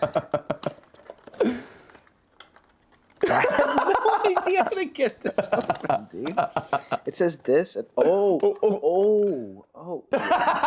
Nothing. Nothing. All right. Brief break while I grab this. Here are your AA batteries here. I got 2. We have 4 we got to put in this bad boy. Dude, this is something else. 1, 2. Why are they like chalky? I don't know, man. Some chalky boys. Chalky boys. Are these? This is what new Duracells look like? Oh, we got light. Where? I don't know. Oh, maybe that's my phone.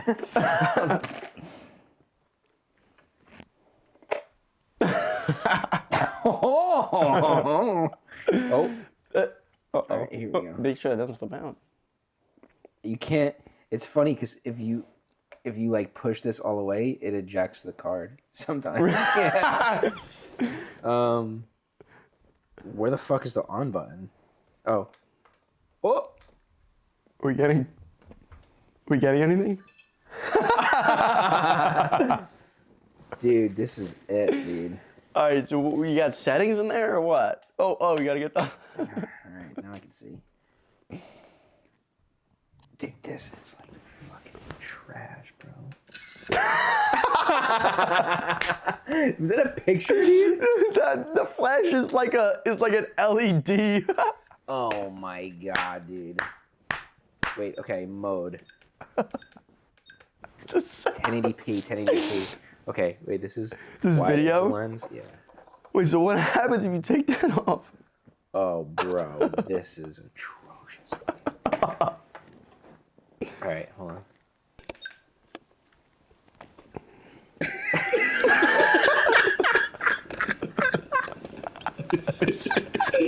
Let me see. Let me get Dude. What is this, dude? professional. Oh, this is crazy, dude. All right, so how do we get the playback? Oh, I fucking pressed off and it said goodbye. You probably lost the footage. Do you think that's what happened? All right, hold on. Let's see. Oh, here's the playback. Sounds like a Game Boy. Oh, here it is.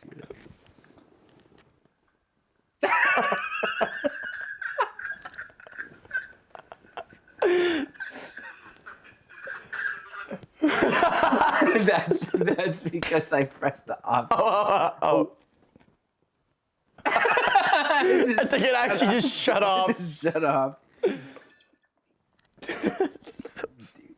Are there any? What's the top buttons? I'll have to press mode. Okay.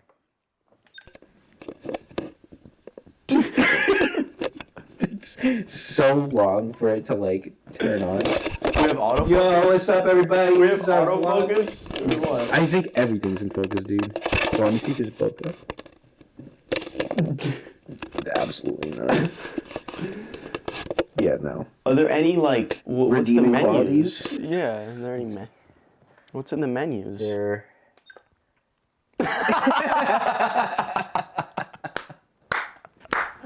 I don't know if you guys can see this, but it's just a microphone. It's just a fucking That's microphone. the whole setting? That's a setting. There's Wait. camera, which is this.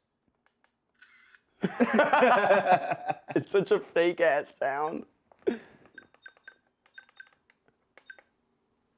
Oh, resolution. Okay, here we go. Get the fuck out of here. Get the fuck out of here. What does it say? 2560 by 1440? No way. And it goes higher than that. Dude. 4,000 by 4032 by 4032. Oh, that's 16 megapixels. Okay, hold on. Okay. Take a picture and burst. Oh, okay. Try the burst. EV. Ramp that sucker up. Quality super fine. Filter normal. Okay.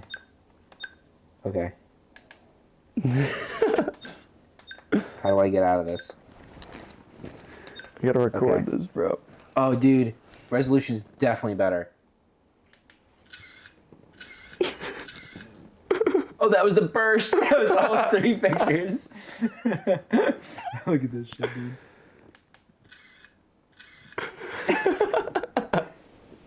Hit the flash.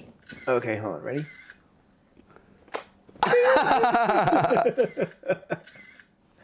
Okay.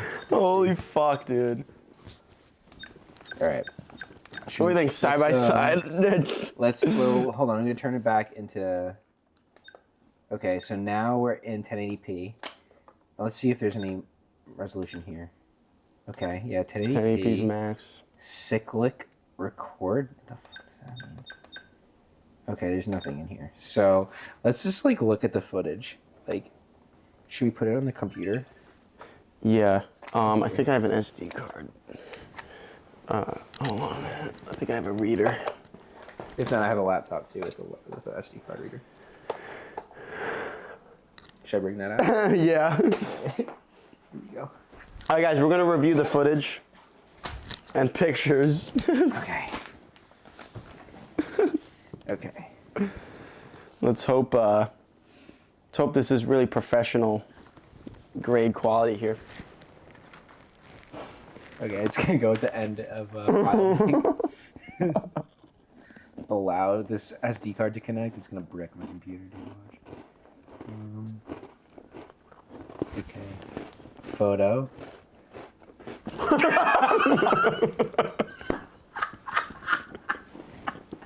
Yo, dude, what?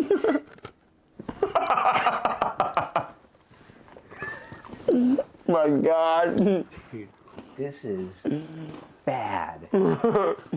That is just bad, dude. That's me.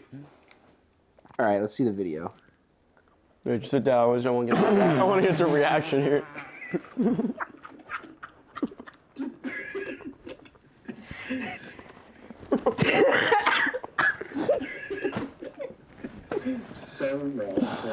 Why does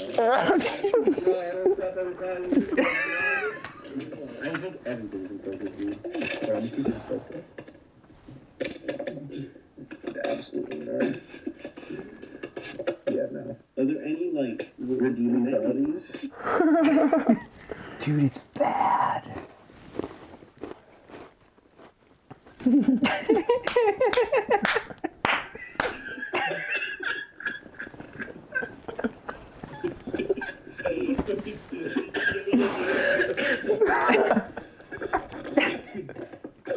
What is this, dude?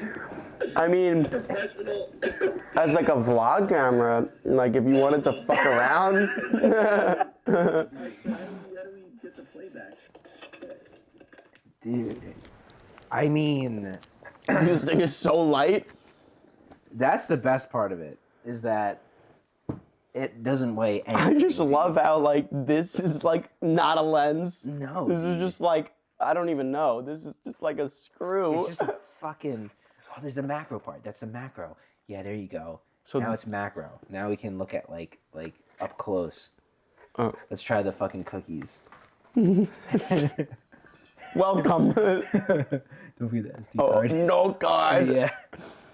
I've done that before, dude. I've shut the thing on the camera that says like that there's no card, like that it lets you take photos with no card. And I shot like a fucking hour and a half, and I was like, oh my God, I didn't fucking shoot anything. I wasn't taking any photos, and I was like flipping out. It was at a wedding. It was at a fucking, not at a wedding, it was the groom's house. And I like did all the details, and I didn't get a single photo, and I was like, What did you do? I had to do everything in less than half the time. I was like, okay. I was like, I gotta do everything I just did, like, now. way faster. And I did it, but, like, it was fucking scary, man. Why doesn't it focus? Oh. Dude, it's like the moon. Can we review this on here or no? Yeah, press this button. Oh, I saw you're an Dude, expert. come on, bro. All right. That's not that bad. No. How do I go? Back. Don't delete. No, I'm all, trying to dude. back. There you go.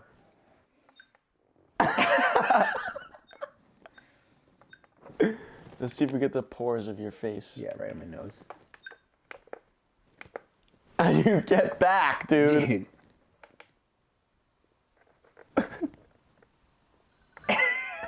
You have to restart it. Yeah, dude. Here, hold on. Oh, wait.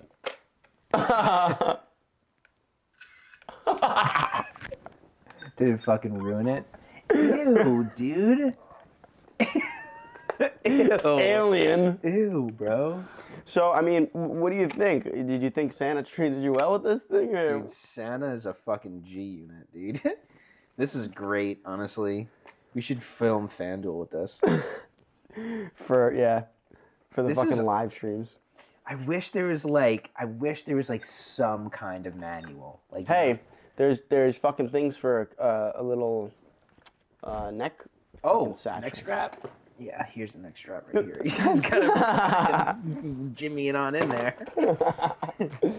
Well, fucking dude, hopefully Thank you you, put dude. Put it to good use. You know? I'm gonna definitely use it. And It'll be in the most unexpected of places that you'll see it used. good. That's awesome. Just whip it out for me Yeah, for for your like, Pantera shoot. Yeah. So you got all that footage? Yeah, I got it. I got it. Remember the Christmas gift? I got it all on the best camera I got. Dude, fucking hilarious. So, well, put it to use, and I'll do my hopefully you best. enjoy it. Oh my god, thank you though, seriously. Have you've heard of shitty rigs, right? Yeah, of course. We're gonna review some shitty rigs Okay. together and Oh, see you got whether some? yeah, All right, hell see yeah. whether this is Okay. rig it or not. Yeah. To rig or not to rig. That is Okay. the question. So here we have number one. You're gonna pull these up on the screen. Yeah. Okay.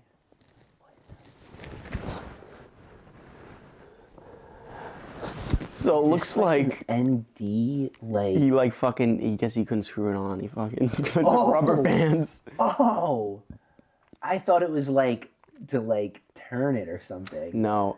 No, this If that is... band snaps your fucking fingers. Oh!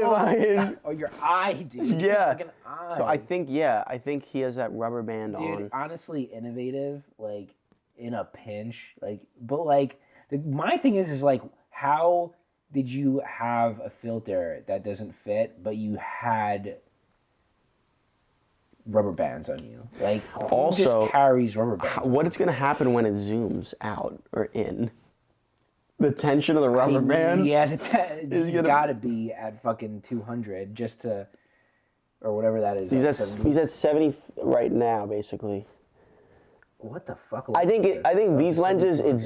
zooms, like the camera barrel goes in when it zooms out. Yeah, okay. So this is probably at max tension here. Yeah. But still, I mean, hey, if you're in a pinch and you need it, And bro, you have rubber bands, like. or and- gaff, you could fucking gaff that sucker, Yeah. you know? That's I kinda would wild. say, I think, Yeah, if I feel it's like you'd really, have gaff more than the rubber band. yes, but I think, this could be me. In a certain scenario. In one world somewhere. This could be me, and I don't Yeah. hate it. Yeah. I just, I seen wouldn't worse. want someone to make fun of me, too, if I had this issue, and I did this. Listen, bro, I'm gonna make fun of you if you show up with anything. Yeah, it's a- for sure, RBS? dude. For sure. RBS. So what do you, Yeah. approved or not? I mean, like, Semi. a shitty rig, like, if you gotta do the thing, you gotta. You gotta get it done. Yeah, like, I'm sorry that that's what it came to. like, Fucking- I mean, I get it. Like, it's hard to say no to a shitty rig. If it fucking works, it works. Just Yeah, like, bro. We fucking did a little shitty. Not really. With Yeah, the nothing tape, about the this is scotch shitty, tape. dude, yeah. Oh, nothing about this, bro. dude. We'll Nothing show about you this this. camera over there. No. What All right. else we got? This is number 2. Jesus. We have a book. Nah, dude. Dude, my biggest question with this one was, why are they using a top flag when it's an overcast day? Dude, Like, where is right, the dude? sun flare coming from? And they like, need a block. clearly, it doesn't look like a real matte box. So like, Bullet planner. dude, Dude, it's not even screwed on. this is a fucking joke. That's what this is. It's on this It's on the rail. It's not rail, even dude, yeah. aligning here. What? how does this happen? It's not even like, do you think, like, You're catching this part, that. yeah, in the lens. It's fucking just this fucking This is fat, not yeah. it, dude. This is so I not agree. it, dude. The fucking planner. He has 2 fucking filters in there. Like, how? Yeah. What? It's not even that bright out. Like, it's not. What is it? A fucking mist filter? Like what I the don't fuck? know, dude. Yeah, I definitely would disapprove of This this is one. not a good one. It's just shitty. Number 3. Nah, I've done that shit. That ain't shitty. That, The head I've of done it that and shit, on dude. a chair or something. Yeah, For what? dude. Bro, sometimes you just gotta put a light in a weird place, and this is what you got, dude. Like For you got what? some For tape, like professional work? No, Or just, like, dude, fuck no, around? dude. Just like if I'm in the studio by myself and I'm like, Yeah. just shooting something, I just gotta get it. Like You just gotta put the light I there. just fucking will fucking Just make it work. anything not to use a C stand. Like Yeah, sometimes I'll do like So I assume. dumb stuff. So you'd be doing this with like the 300D head. Yeah, like sometimes I'd be doing that with the 300D head, but like on the shittiest light stand in the universe. And it's like, you know what? It's my fucking 300D head. I could do what I fucking want with it. Yeah. So it's like I'll fucking. When John fucking smashed. Dude, oh my god, that was fucking hysterical, dude. Oh my god. I have a confession. He's like, Yeah, we fucking roll up to dinner and he's just like, all right, boys. All right, boys. dude, I thought it was gonna be about the red. Dude, yeah. Dude, I was ready for him to say that the light decimated the red. Like, just fell and fucked up the red Bro. and slammed it into I mean, the ground. whose fault is that? Is it ours? No one's really. I No don't one? know. Dude. Yeah. Like, I don't even know. 2 wrongs don't make a right, I guess. Yeah, Yeah. it wasn't even. It was just like an accident, man. Like, I have a confession. And Sam's like, okay. And he's like waiting to hear what it is. yeah, because like we put the light up. We didn't think. Wow, Jesus.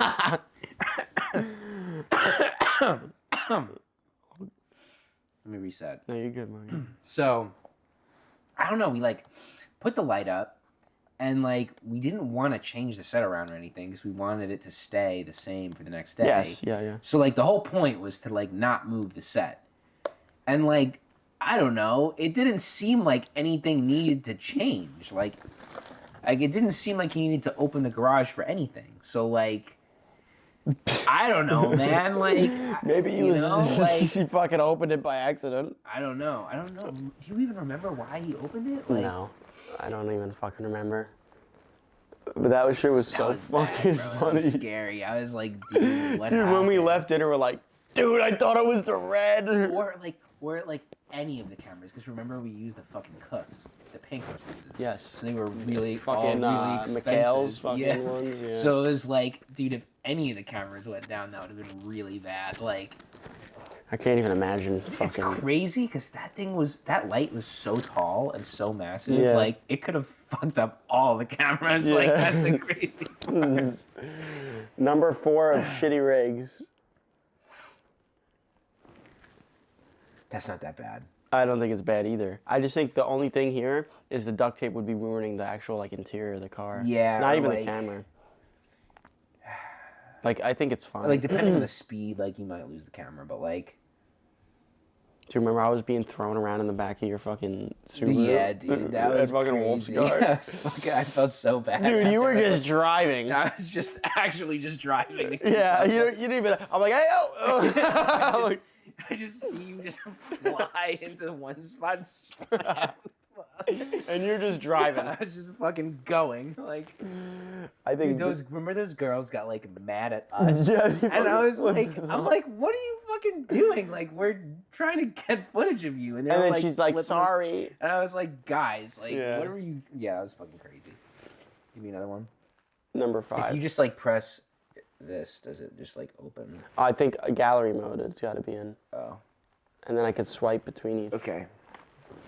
Number 6. I've done this a million times. Or 5. I've done this shit all the time. Like, except just not with iPhones, with just the MCs. Yeah. Okay, those are fucking things I can't fucking live Yeah. without in my case. Yo, those 2 little fucking lights, they have come in clutch all the time, bro. Yeah, I Like, bet. all the time. I can't even count the number of times I've used them for like little things, like just a little bit of fill light, or just like on a table somewhere, or like. I think it's good for like interior of like a car. Everything, dude. Everything, bro. Those lights are like invaluable. The little aperture MC30s or whatever they are. I want to use those for the Pantera shoot because basically how the car is the back. So it's a mid-engine, so it's in the rear of the engine. But there's like a part where you see the air intake, and right above it, I want to put a light and then do a night suction shot where the intake is just perfectly just like little lit with like a tungsten light. Hell yeah. In the night. 100%. Those are fucking great for that, and they're magnetic, so. Yeah, just toss them in the car. Yeah. They're like lifesavers. I fucking love those things. 10 out of 10. Number 6. That's not a bad idea. I never thought to do that, dude. Why would you need to do this? Like, okay, so like, you're doing a fucking side-by-side shot, and like, this is like your like hood, so that you don't get a reflection. You know what I'm saying? Like, so, like, because, like, when you put the lens, if the lens isn't flat on the thing that you're shooting, like, you get a reflection of the window. Yeah. You know what I'm saying? That's like, I think there's like an ND filter taped to there. Yeah, there's an ND filter in there, and then, like, it has a little bit of extra room so that you can, like, angle in there and not catch the reflection of the window. I think that's what it does. But if you got to move past it, aren't you gonna show up all the fucking gaff in the shot? It depends. Yeah, if you move past the gaff, but like if that's an 82 millimeter thread thing and like your lens is like 82 or less, like you should be in that range. Like you should be in there. Yeah. But maybe I'll give it that. I'll just. I don't know. Just fucking maybe like I could be just talking on my ass right now, which I 90% am. But like, I don't know, dude. It just seems fucking like just roll the window down. Yeah, 100%. Yeah, you're right. Yep. Roll the window down. I don't know. Maybe they were just trying to be quiet. You know, like you didn't want the wind. Fuck up. Just 7. I feel like we did this. Like, I feel like we've done this. Like, yeah. 100%. I assume someone would be operating back there, not just letting that sucker fucking just sit there. I'm just like, the whole picture is confusing because there's like a license plate. Like, I don't even understand what's happening, honestly. But. Yeah, I don't know. But, yeah, I mean, bro, honestly, like when we were on our shoots in like Oregon and shit, like doing the Moto Guzzi stuff, dude, like honestly, like a tripod in the car was kind of lit. Like you'd be surprised what you can do with it. Like you just fucking wedge it in between the seats somewhere and like push the pole all the way out of the sunroof and shit. Yeah, when we were doing our when we were in the Subi at Wolfscart, we were doing the same kind of shit and like. Yeah, like you can fucking use a 70 to 200 out of a sunroof if you want to, and like just twist the little fucking screen down so you can see, and you're like out the fucking thing, and like taking the G's. Sometimes all you need is like a couple of seconds. So like you know. Yeah, you're right. No, you're right. Number 8. Nikon, of course. Hell no. That's a bad idea. I don't even. He suctioned it down, but put duct tape over it. The duct tape is what's making it, like, sketchy. Like... You don't need it if it's suctioned. Yeah, like, I would just probably put another use 2 suction cups or something, or a safety somewhere, yeah. But, like, the thing that's gonna happen there is that shit, if it fucking unsuctions, it's just gonna dent the hood of the car, or, like, smash the windshield. Like, you know what I mean? But... Looks like a solid little like arm there. Dude, and like it looks like there's an antenna of some kind. They're transmitting some kind of image. This is nice though. This looks like really robust. It does. You know? It might work. I just don't get the duct tape like really makes it sketchier looking than it has to be. Yeah. Yeah, you're right. If they didn't have the duct tape, it would probably pass. It would probably pass as like mildly unsafe or mainly unsafe, but like You can do it probably. Yeah, the duct tape. If you're makes like it, going 30 miles an hour and you don't care if you break something, sure. Like, Yeah. Yeah. multi-million-dollar shoot, absolutely not. Number 9. It's fine. It's totally fine. Yeah, I think that's fine. That's totally fine. That's like a fucking like gimbal shot, basically. Dude, that's fine. Yeah, I mean, I've used skates. I've done this on so for Google, for fucking Google servers and shit. We shoot their like fucking Gemini servers and shit, and we just like literally shitty rigged a light stand with a camera on top of it because we didn't have an extra tripod lying around, and like we had to get like something that was like over like almost like an arm shot off of like a cart holding a chip on it, and it was just like tripod bungeed to a fucking cart and pushing it through the aisles with like a slow drag and like shutter speed. It came out fucking epic, dude. It looked awesome, and like that was for a really big company, and like it worked out, and they fucking loved it. They were having a great time. Like, we're rollerblading around a fucking Google server room, like fucking data center, doing stupid shit, and like it fucking worked fine. Yeah. Dude. And at the end of the day, like, we would never have been able to be a big production going into that Google facility. Like that's where like we come in. Like, that's not like Hollywood, you know? Like, you fucking do like a big shoot, like a big budget shoot, and like the amount of stuff that you have to bring to these shoots like starts just like getting crazy to get like simple shit. And like that's why people like us, because we can come in a skeleton crew of like fucking 3 of us and fucking nail a multi-million-dollar shoot with like no money and no gear, because like we have to have a small footprint to get into the Google data center. Like 1% of all of Googlers have been there. It's a small amount of people that have ever been in a data center. They have to have the serial number of like every piece of fucking gear that goes in and out. It's like a 2-hour process to get into the fucking data center. Wow. So you have to give them all that shit? Yeah, everything. Everything has, I have to send them all of the fucking serial numbers, everything that goes in. The lights? Gets checked, everything comes back out. Everything. Everything that enters. Everything that enters has to be... Even like a fucking light stand? Everything. Everything has to have a barcode. And everything has to have a serial number. And it has to... Everything that goes in comes out. Wow. Or it gets destroyed. That's the rule. Wow. You can't hold doors for people. You can't fucking... Like everyone... Like, you can't do certain things. And like, that's one of those places where you start bringing extra gear and the time to shoot diminishes because their security is so intense. Yeah. And that's just because like data leaks are a big thing. Yeah. And like, absolutely. Yeah. You need to be able to shitty rig some stuff. And we have to be able to go in there not knowing what anything looks like, and no one at Google knowing what it looks like, because they haven't been in there yet. That's the crazy thing. So like, they're telling us what they expect to be in there, and like only a couple of people really know. So you're just shooting like big, like fucking... Big like servers and shit. Gemini, like Google Gemini. Like the shit that's the AI shit, we go in and we shoot that stuff. For like their internal stuff? Like what are they releasing Yeah, this for video? like, so like all that, like everything that they've released with their like NVIDIA stuff, and like the Google Next events and stuff like that, and like the big like announcements of AI and stuff, all of that, like all the stuff on the screens behind them, we shot.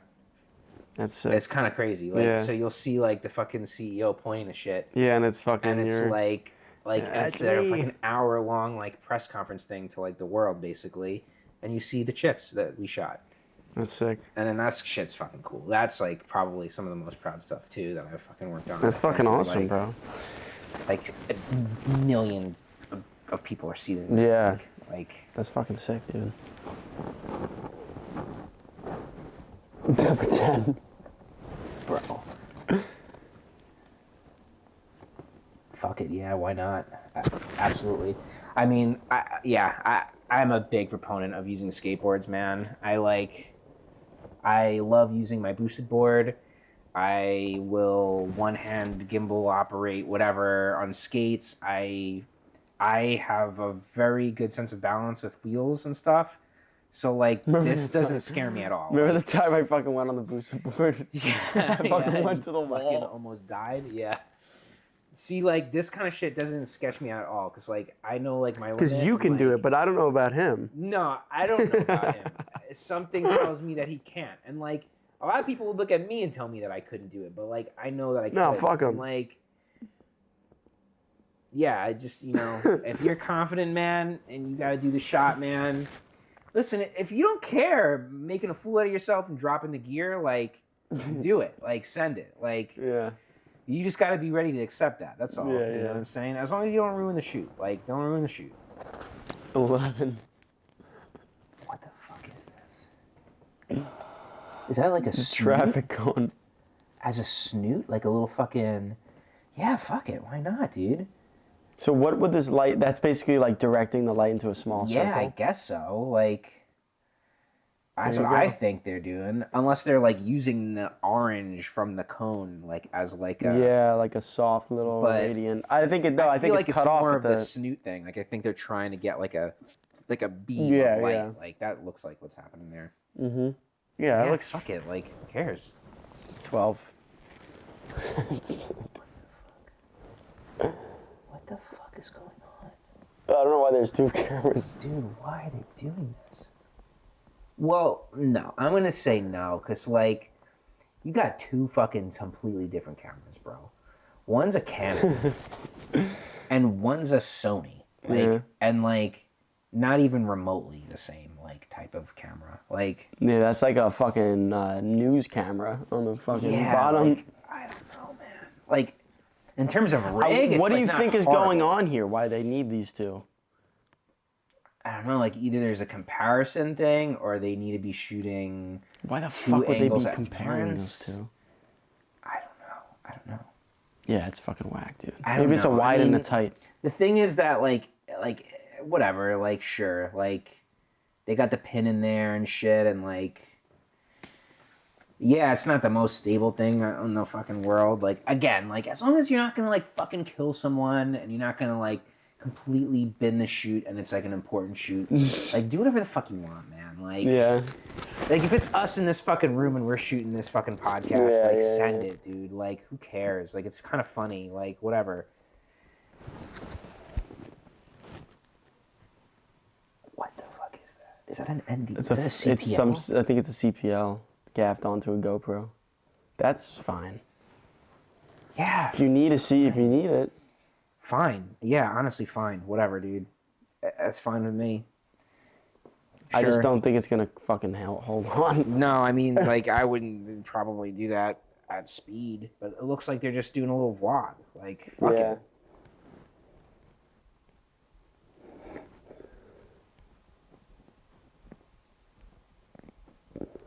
This is rough. Oh, Wait, shit. wait. You can look through.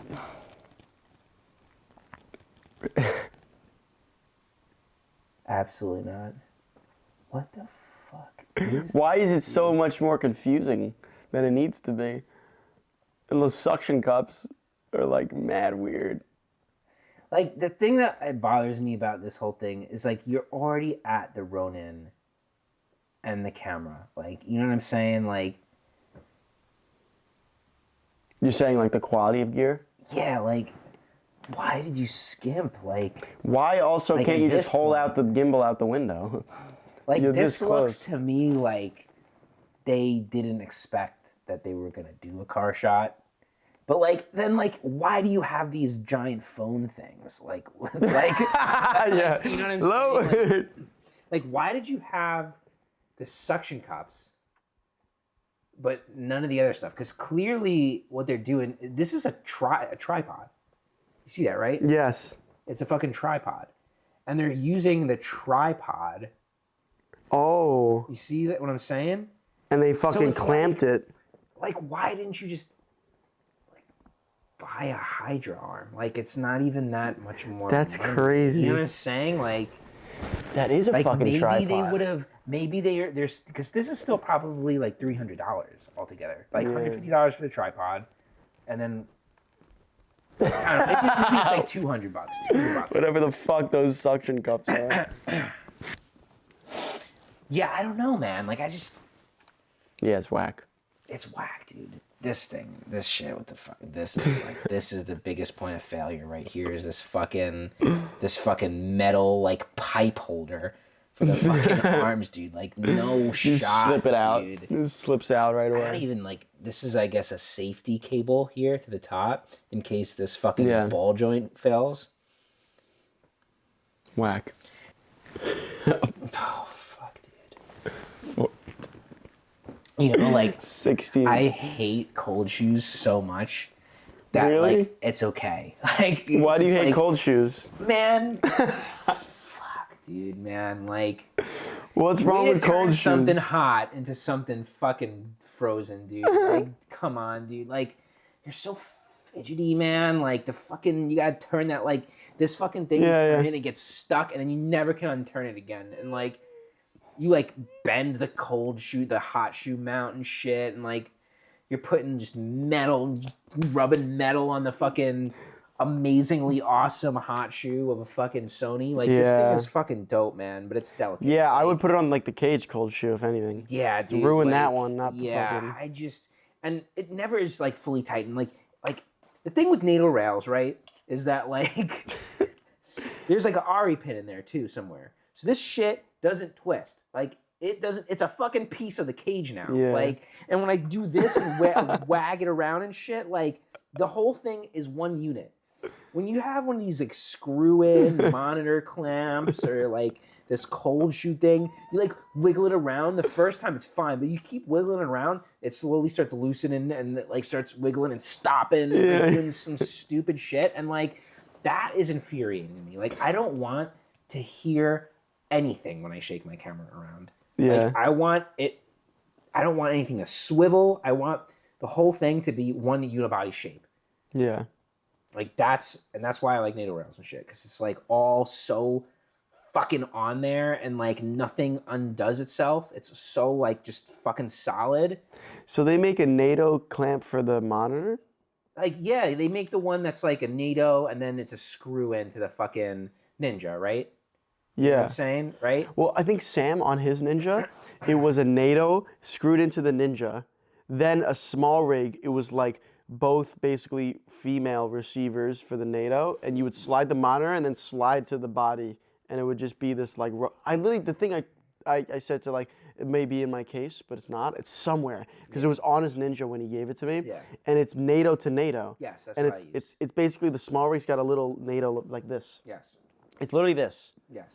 Yeah. That's So the way I to do it. fucking, but I don't know where the fuck it is. They're expensive too. I mean, they're my favorite things. Like, I use the same thing. It's NATO to NATO, and then I have a fucking NATO rail on my Ninja, because it has an Ari pinout thing, so you can put it shit in, and it doesn't twist and spin. And it's a fucking, Yeah, it now I does have have two Ari. NATOs. Like that's not obviously NATO, but it's got No, the RE, it but has it's that pinned. It's Yeah, pinned but in I both. fucking hate that shit that it can fucking unswivel. a But little dude, bit. I love because I crank it down with the multi-tool, and Yeah, it's but good. now you need a multi-tool. Yeah, I You know what I'm guess. All right. saying? Like, you know what I'm saying? I will say the Cine arm is clutch because it has the two ball joints, and you can configure it however you want, bro.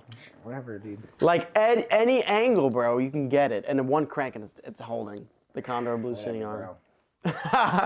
Those things are infuriating because you can't operate them with one hand.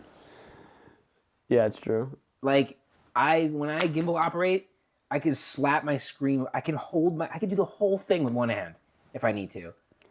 Yeah. I can like toss everything to myself. You could kind of like move it when it's still locked in there, but it's like you could like move it all right, like a little here, bit. Look, like, no, like, bro. So like, all right, like when I was gimbaling and stuff, like on weddings and stuff, and like I should be able to hold the gimbal with one hand and like do everything with one hand. Like if I need to, like flip the monitor back this way, turn it this way, twist it that way.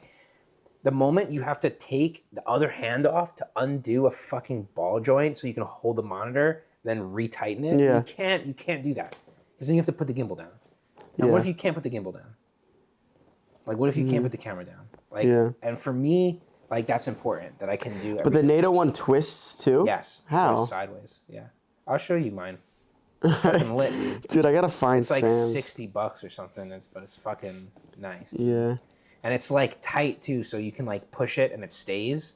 Yeah. And like it Dude, stays if you after shake this, I want you to fidget with it. Come on. with that thing. Give me the fucking the ball joints, cause you could move them still. I know, dude. I've used the ball joint. Like, it's just, I like, used it's it. just not like, and then like it's still screwed in. So like, if you Yeah. like whip it this way and it's heavy on one way, it'll fucking unscrew from the thing. Like it drives me crazy. Like no more screws. Like screws are a thing Screw of the the past screws. for me. Like Damn, bro. All right. Yeah, dude. Fuck. I'm sorry, I'm passionate about the NATO rails, man. What the fuck is this? I'm not mad about this at all, 17. dude. Not mad about this at all, dude. Okay, I'll tell you exactly why, bro. Because sometimes you just need a fucking boom mic, dude. Like, and so we were in Google. We were shooting the fucking servers, right? The fucking coolest thing we ever did. We used a fucking tube as a boom pole. So it was a light and a boom pole at the same time, bro. And I was like tripping out. I was so hype about it. Yeah. Because like we were in a tight set of racks. We needed like mic to be like as close as possible, basically, other than the lav and stuff. Why boom when you have the lav? It's just like extra backup in case some shit happens, because shit be happening in fucking server rooms and stuff. Like, like that was probably the hardest audio thing I've ever done, because it was just like server fans blowing and blowing and blowing, Yeah. all different like speeds and stuff. So like you can't really, it's loud in there. Like it's hard for me to hear you talking in that room. It's so fucking loud. So like the fucking mics, there's nothing you can do about it. But we did still manage to do a walk and talk with a fucking boom pole as a fucking light. And like boom poles can be fucking anything, dude. It doesn't have to be like crazy. Yeah. But as long as like the XLR doesn't wag around and the fucking head doesn't wag around, it's fine. So what's the dude. importance of a boom versus like a lav?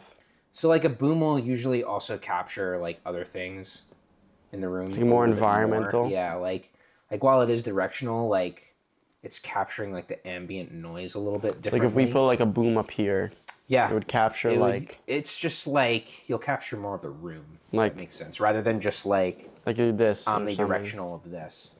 Yeah, just like the size of the room. Yeah, Also, I got you. Know what I you. mean, like this is like capturing like Yeah, kind of like yeah. a globe around here, Yeah, kind yeah. of, you know, and like more, but like it's omnidirectional and it's like focus is here. Yeah, Whereas like the boom is like kind of like here, yeah, which is like great in like movies and stuff, and like people are walking around or like fidgeting with things on like a table, and like there's stuff going around, and you don't want just them like yeah. their mouth audio, you know. Got you. Well, that was the Shitty Rigs run. I think there's one more video here. Number 13.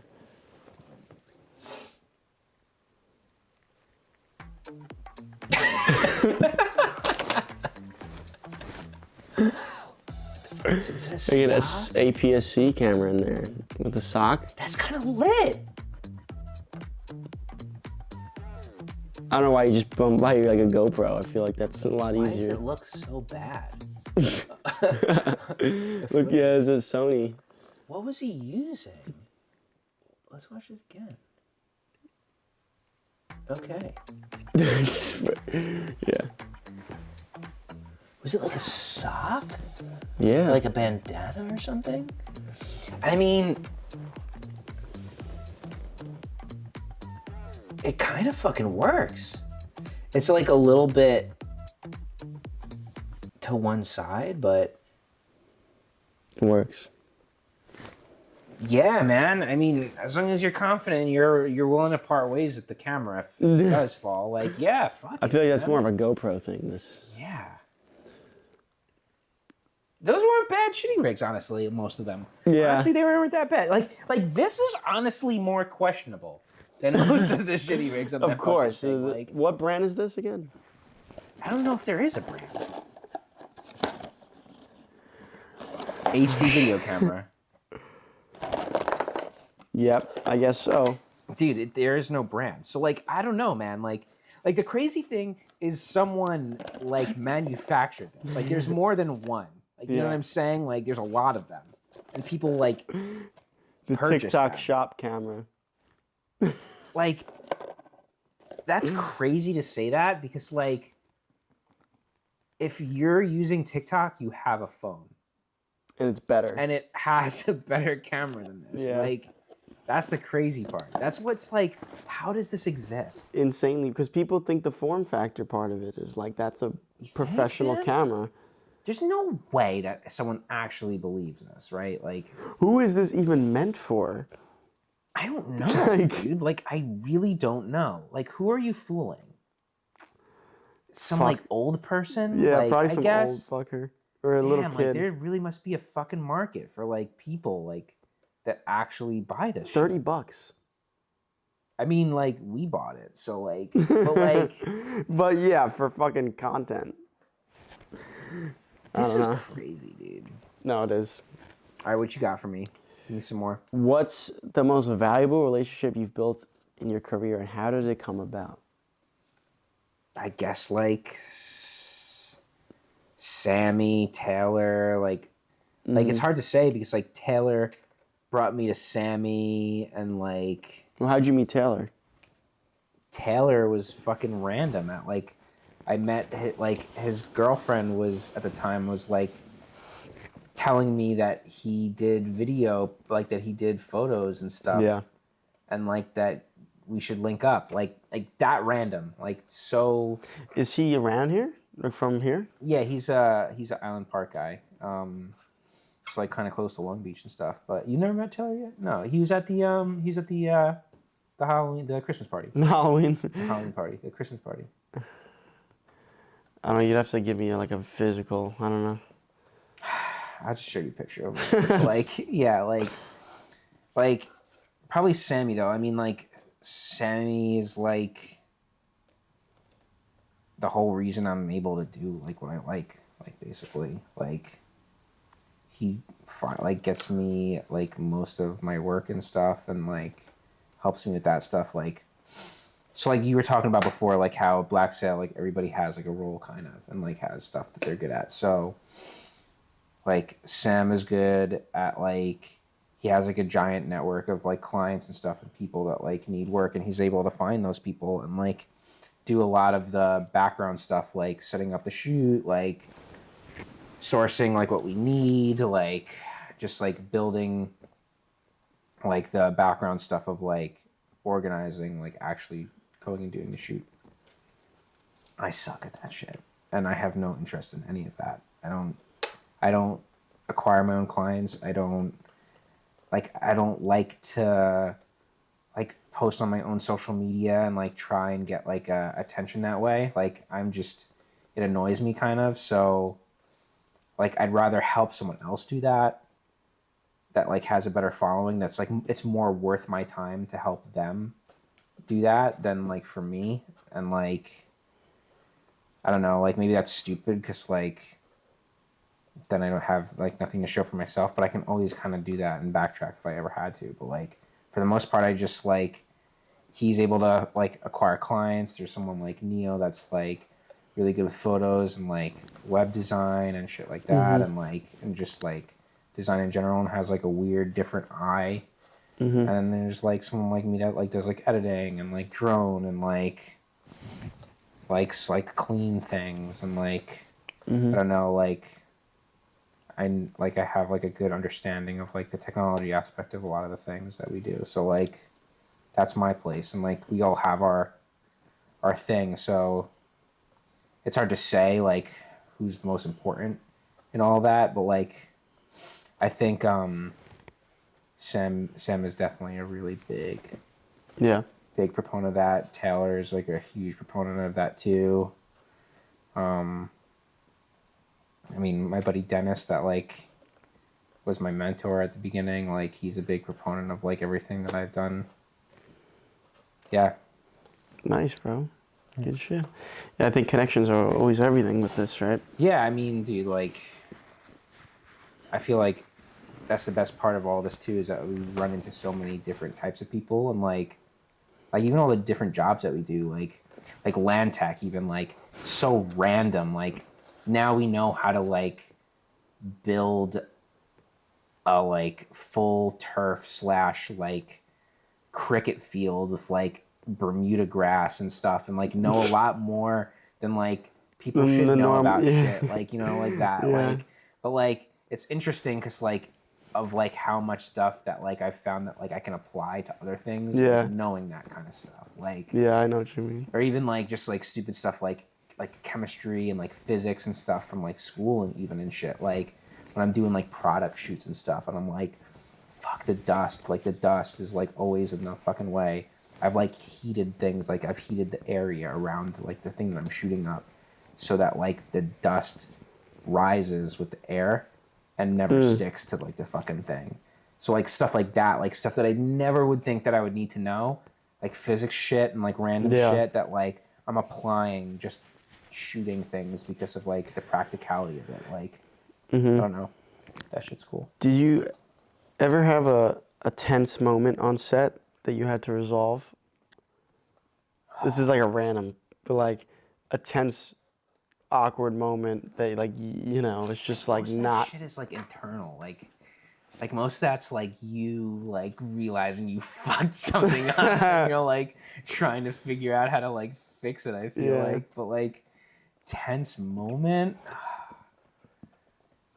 Yeah, like I feel like the tensest moment is like realizing that you fucking forgot like an integral part of like the shoot like somewhere, and you have to like immediately solve like how to deal with it. Like that's probably the biggest like hiccup kind of thing. Finding out that I'm like halfway through groom getting ready. Yeah, he and fucking don't didn't. have my SD cards in. Like that's bad. Like that was probably my most fucked up moment. Yeah. I guess. Have you ever like, so let's say you're on shoot and you see something that's like off, like, and it's with the client, like the person sitting there, the talent. Like, how do you resolve it without making things like weird or awkward? Like something looks bad on them, and like you know, and you want to be nice and polite about it. That's It's where like- it's like super important to break the ice in the beginning. Yeah. And that's where you like have to have like some kind of chill factor like in the whole thing. So you could say those So you things. can say stuff like that. Not or, just like, bring it out like mid shoot. Yeah, and like you got to notice early. You can't notice too late in.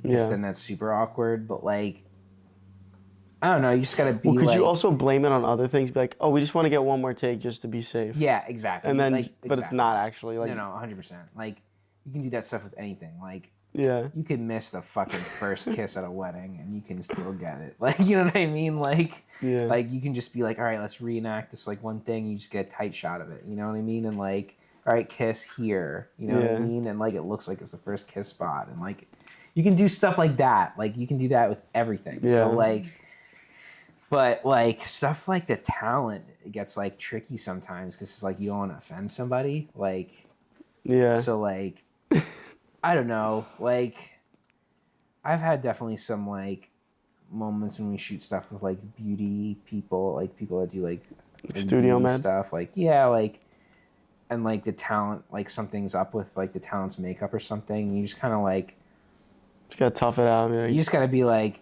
I like this looks like really good. You look amazing. Just like we gotta like fix this one thing. It's like I think there's like I think we can make this look better. Yeah. You know what I mean? Be straight up. Be straight up and be fucking chill about it. Like if you're like, this whole fucking thing is wrong. Like it looks like shit. Like and you like, start to get nervous. And everyone like rubs you don't off. Be like that, dude. Yeah, on set. And like I've seen that a lot when like people like flip out when something doesn't go right, and it's like this doesn't need to be like this, guys. Like we can all like chill about it, and like the energy will be fine. Yeah. And we can fix it. Like. Yeah. I don't know. Like. So. I feel like I just wouldn't let it get that far. Like, yeah. You know. Like, assess that first. Yeah. So, How do you bring energy and enthusiasm to like shoots that can be like a little mundane or repetitive? So, for example, like RBS, something like that, where it's the same thing. How do you bring the energy? How do you change it up and make it interesting?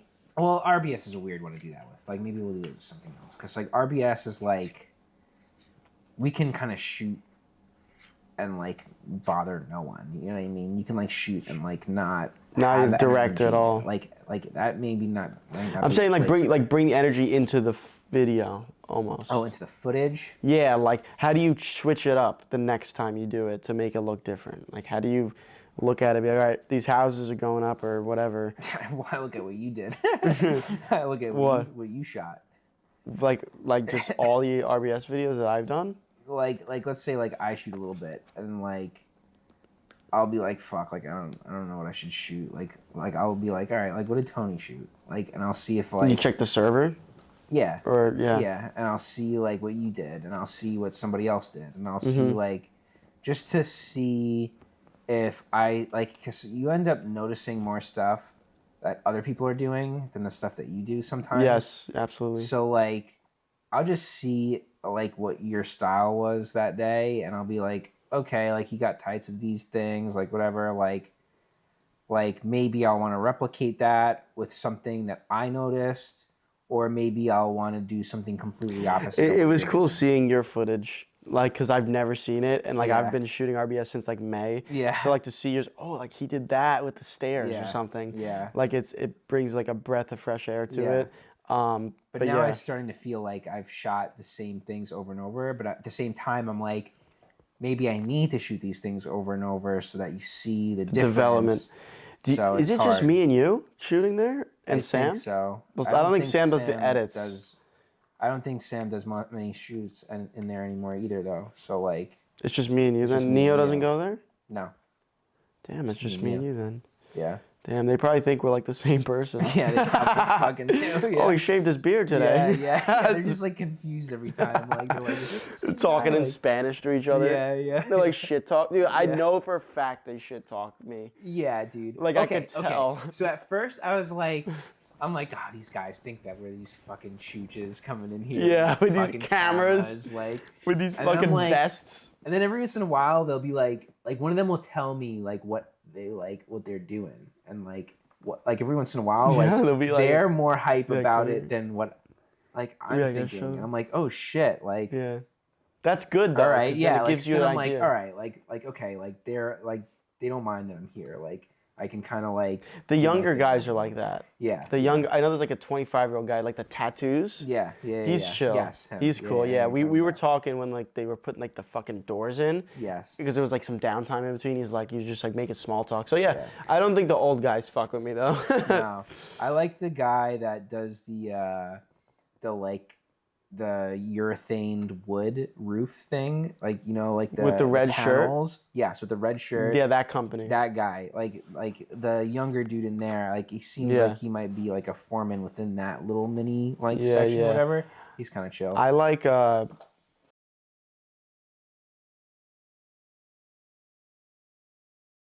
that's like he's like a little bigger, a little older, small, but like he's a little like on the chubbier side. But Yeah. he's like always like, hello, sir, how are you? Like he's very very nice. He's like, how are you? He's like I was coming in with the camera and he looked to me and said, hello, sir, how are you? I'm like, thank you. I appreciate it, man. That's cool. But yeah, Tim's cool too. Tim, like if I ever like Yeah. need help with something or like what's going on, I'll be like, Tim, what is that? Yeah. What's going on here? It's a fun environment though. I like shooting that stuff because like you said, you don't have to bother anyone. You just go in, do your Yeah. thing. You could frame it however, like the action is happening. Yeah, and you have can to go figure in. out how to do that. Yeah, but I think that's my biggest strength. Being Yeah. able to turn like documentary work too. Being able to turn like a somewhat mundane event into something like super cool Yeah. without like just being there like capturing it. Figuring it out. Yeah, 100%. Yeah. Yeah, I agree too. I think like that's definitely like a strength for me too. Mm-hmm. Is that like just figuring out what to do with whatever I'm like. Yeah, and that takes like an roll. eye. You have to have the eye Yeah. for it. So I think that's super important. Yeah, 100%. If your work was a TikTok trend, what would the hashtag be? That's asking the wrong person. Fuck, dude. Encapsulate your work into one word. In one word. Yeah, give me one word. All over the place. That's one fucking word. I guess it's fitting then. Like, what is it? Like everything, everywhere, all at once. Yeah, that's my fucking TikTok phrase. All right, that's fair. Fair. That's probably literally it. Like we literally shoot everything, everywhere, all around the world, like constantly, all the time. Like, what's the weirdest project idea that you have, but you've never pitched because you felt like it was just like, like would never happen, but like it was just like so cool to you? probably like I have some like cool like ideas about like a post-apocalyptic like AI fucking like takeover like a story and shit like that I'd love to just like fuck around with. Like that kind of stuff would be cool, but like I'd want to do it like big budget, but like it's like hard to do that. Yeah. But like we could do some like small scenes. that's the thing. Like that's the thing that me and Neo say a lot too. Is like so like that's what we want to do more. Is like when we're at I don't know California doing a FanDuel job, like we stay like 2 extra days and we go out into the desert and we get a couple of desert shots. And that's great social content too. And like the desert stuff I'm talking about is like set up for us to do some CGI, like shit like that, like where we go out and find like an empty spot that we'd want to hit with like a fucking impact crater with like some cool like because then I would love to practice a little bit with like CGI and like get like a fucking crash scene going and like some like desert. I want to do that. Is it possible to do that shit at the beach? Yeah, I mean you can do like forced perspective shit and stuff. Like the shit that I was pitching to you about with the spring break video thing. With that, I'm at the beach fighting. Yeah, I mean definitely. You could you CG like a ship landing? Definitely, 100%. Like a spaceship. I think so. Yeah, if really you like, set it right. Yeah, 100%. I mean, bro, like I was doing some cool shoots with my buddy. You met Alacio at the fucking the fucking thing, right? I've done some like cool stuff at the beach with him, bro. Like our fucking like Star Wars stuff, like back in the day and stuff. Like this is like old shit, but this is like at the fucking. I have some old stuff. You have video or photo? Just photos and stuff. Like this is like back in the day. I want to fucking CG and a fucking. I want to CG a fucking like a fucking spaceship landing. Yeah, onto absolutely. the beach. I think 100% you can do that. 100%, 150%. Where do you get the spaceship, like asset? You just pull like they have fucking assets and shit. Yeah. Yeah, dude. You can't even. Fucking. What did you like that with? Just fucking flashes and shit, and TIE fighters in the background and shit. Oh shit! I didn't even see that. It's just at the fucking park. I mean, this is a cool one. This is the dirt kicking up and shit. Yeah. But there's no dirt there or nothing. It's fake. It's all fucking fake. Yeah. Whoops. Just liked it. Yeah, it's sick, dude. I want to mess with CG for that. That was fucking like, I also wanted to do like coordinated fight scenes with my sister. Yes, dude. Yes. Like, cause so she. Oh yeah, some fucking. Like when I told you that. Yeah. Yeah, cause she's supposed to like come off the spaceship and like she's like from like universes away and like tracked me down and I'm like a nomad. Okay. Oh, so here's another thing. I always wanted to do because like there's this big joke. So like I love watching a lot of anime and shit because it's like. I don't know, they do stuff with drawing, like, that you just can't do with footage. Like, that's one thing I wish, if there was anything I can rewind, or, like, if there was something that I could do, that I, like, with, like, whatever skill I could have, it would be to draw. Like, because you can just pour everything in your brain onto, like, a piece of paper and, like, visualize it. And, like, something that I always loved, there's this, like, big joke in like all the anime shit is like the coolest character is the cameraman in all the animes because like they're following them through the fight scene and shit. So they have like these like fan-made like things of like the cameraman, like yeah. a stick figure cameraman yeah. that like follows them through all the craziest scenes of shows and shit. And it would be cool to like do a skit on the cameraman of the anime, like Yeah. of this like dude that like is like even better than the craziest people that they're filming in the thing, because it's like because he has to be on their level too, like, to capture them. Like that would be pretty funny, like a pretty funny like little, I don't know. Yeah, bro.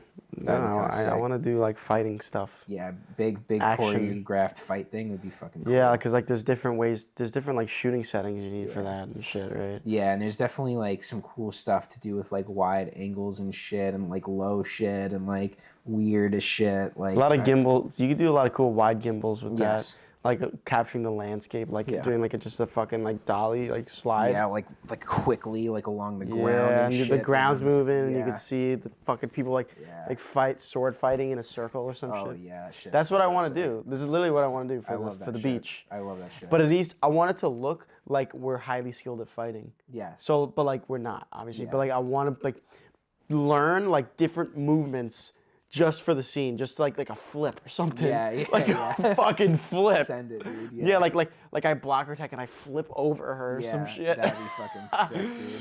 Or like fucking, I don't know, like I get hit and then like I fucking like I go to the ground and like I fucking roll back and I'm like ready again. Yeah, I'm like ready again, dude, or some shit. Fuck yeah, dude. Yeah. I'm fucking big into that shit. Yeah, I'd love to do some cool shit like that. So, what would you say is the biggest mistake you've made and how it helped you to get you to where you are? Overall, like entirely. Biggest mistake? I don't know. Like, I feel like the only mistake is like not trying to learn. It's a good And answer. like, I don't know, wasting time, probably. Like, I definitely waste a lot of time doing stuff that I probably shouldn't do. Like, I should probably stop playing like as much games as I probably do, but I take a lot of inspiration from that kind of shit too, though. So it's like hard to say. Like, I don't know, like it's just about like maybe balancing like time, I guess, with things a little bit better. That would probably be like the biggest mistake.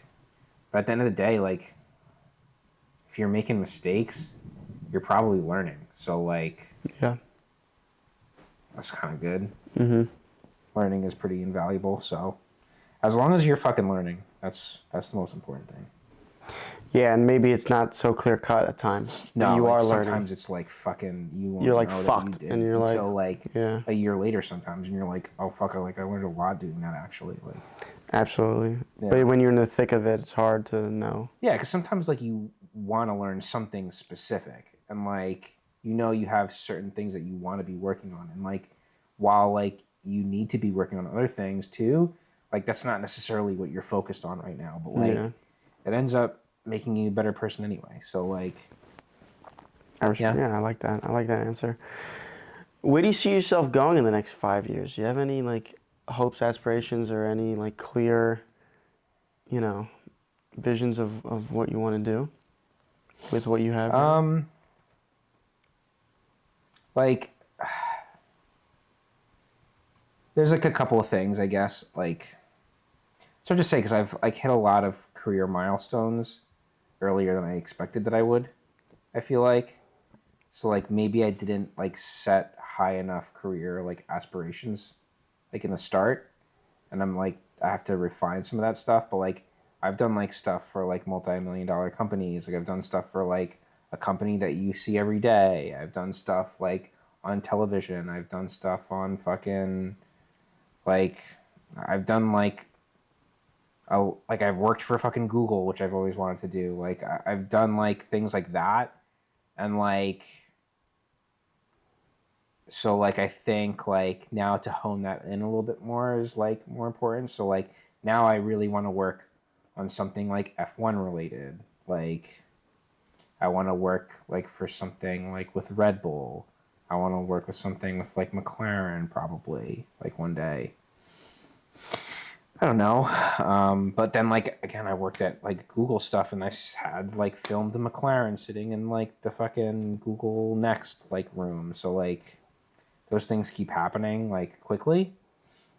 I'd like to work maybe like on a set of a movie, but like it's hard to kind of do that when we're like freelancers like this. Yeah, I feel like there's like a hard cut between the two. Like Yeah. freelance content creators with like these like, you know, little mirrorless cameras, and then you got Yeah. like the fucking bigger fucking production Yeah. with gaffers and That's everything. the thing. Like to like break into certain like environments, like it requires like.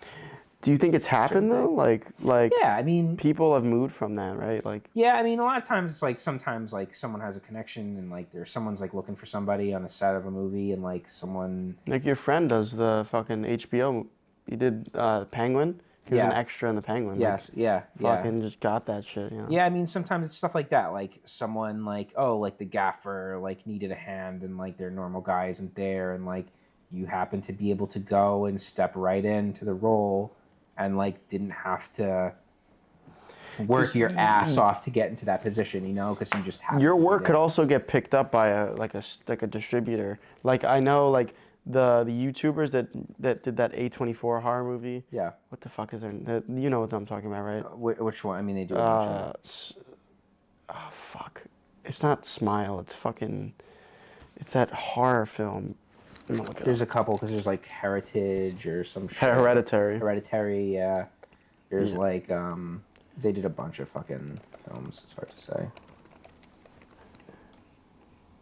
Here we go. I'm gonna tell you it right now. Talk to Me. Okay, Remember that? maybe. Let me see the cover photo. Doesn't really help too much Yeah, no. here. Talk to Me. Directors. These guys directed this film. Yeah, the Filippo brothers, Okay. and they were YouTubers, and they did like gory fucking like YouTube like action videos. Yeah. And they somehow fucking they produced this film, bro, and like A24 picked it up and like distributed it to fucking everywhere, even Yeah. theatrical releases. And they Absolutely. fucking they made a fucking movie like not through like Hollywood really, just through like they just got picked up by a studio, and like a lot of the film festival stuff, you know, distributors will go there, see you see your projects. I mean, dude, you can like think about it this way, like a merchant. What a merchant does, they buy for cheap and sell for high, basically, Yeah. right? So like sometimes, like movie companies too will do the same thing. They'll have like a list of like footage Yeah. of or like a list of movies or something, and like rather than like buying the rights to a script and shooting the whole thing from start to finish, like maybe there's something that's already like exists that's like basically good, yeah. there, you know, and they can buy the whole fucking thing and then just distribute copies in their network and advertise for it. And if they see that there's a pretty good potential for it to make money, it's a win-win for them, Yeah. you know. So like it's definitely possible. Yeah. I think though that's less of like what would be fulfilling, you know, because it's like I feel like you want to have the budget and you want to have the idea of the movie, you know what I mean? I want to And be you want to like start doing it like with that, you know? like a Christopher Nolan. And I know that's like very like ambitious and like, Yeah. you know, crazy to say, but like Listen, I genuinely like have always had that like mentality of like, you know, I got something to say, like I got a vision, like, Yeah. you know, like let me fucking, you know, I want to do this. Yeah. Like even with like lighting and shit, I'm like, you know, I want to fucking know, I want to light it. Like Yeah. I want to fucking do this, like, Yeah. because I want to know it, you know. You want to be able to understand it. With the Pantera film, I'm very like, you know, I got this straight fucking vision, and like I'm gonna work to it. I'm gonna fucking set it up how like and get it right because I have this fucking like beam straight line vision. So I think I could bring that to like bigger productions too, because like I love storytelling and like Yeah. immersing the viewer in the world. It's like one of the most beautiful things because I get it when I go to the movies. Yeah. Interstellar, fucking Batman, fucking even like Mission Impossible, one of those like thrillers. You just fucking, I look at it more through the lens of the audience. Yeah. Because I want to like, how am I serving the audience? Okay. You know? So I'd like to get to that point. Yeah, I think it's not a bad like. I mean, you want to definitely be ambitious, and you want to just take Be ambitious, but set realistic like goals to get there, basically, and like attainable goals. But like, I don't even know how to break into that, you know? Because Christopher Nolan just started by making his own like films at like 16. He just would make films and like post them. Well, there was no social media, but like he would just like fucking make films, basically. Yeah, I mean, bro, all it is like my one teacher would always say, like, playing in traffic, bro. Like, you're gonna get hit. Like, playing traffic, you'll get hit. Like, you put yourself out there, you put stuff out there, you put your energy out there, and like, you're gonna vibe with somebody. Like, someone's gonna pick up that energy and like kind of roll with it. On a smaller scale, it has a little bit. Yeah. Like with Black Sail. I mean, like I just walked in the office fucking to buy the Ninja. Yeah. And like I was like, hey, like listen, you know, I admire what you guys do. Like 100%. This is exactly what I want to do as a career, and like, you know, I'd love to fucking hop on a job and just see how, you know, what you guys do. I'm just so curious, you know. Basically. Yeah, I mean, it fucking worked, right? So like, it got you further than it did when you weren't doing that. Yeah, but I don't know I'd be working a job still. I'd be working at the fucking dealership. It fucking suck, but cool. That's cool. I like that. I like that answer, bro. You got good little analogy. You like it, like playing traffic. You'll get hit. It's a good fucking one. They're not my analogies. They're just. Well, yeah, but no, you're able to like play them off the fucking tongue. Yeah. What keeps you going, man? What keeps me going, dude? Yeah, closing question. What keeps you going, man? This is the closing question? Fuck. This is the closing question. Fucking Adderall. No. Oh man, dude. Probably just the fact that like everything else is going. If that makes fucking sense. If that fucking makes sense. What? No. I mean, the fucking world is going. The fucking everything's moving, dude. Like everything else is going. So like, if everything else is going and I'm standing still, then I look like a fucking idiot. So like, like when other but you're in this though. Like you could be moving in other places, but you're here. What keeps you going with this path of career? You know. It hasn't bored me yet. Okay, it's a pretty honest answer. Yeah, I mean, like, yeah, like everything that's bored me, I've like moved on from. So like, that's just gotten to be like, I've had to hone that in a little bit more, like if that makes sense. So like, accounting bored me, so I made a career change. And then I found a career that I enjoyed, so I jumped full, like headfirst into it, but I jumped into weddings. Weddings bored me, and I'm off of I'm done with weddings, dude. Like, so now I'm like, commercial work. At some point, commercial work will probably bore me, so like, then maybe I'll be good enough to be in movie stuff, hopefully, and like narrative stuff, or maybe like, there's so much the latitude. day-to-day, like maybe I won't have to worry so much about like paying the bills with like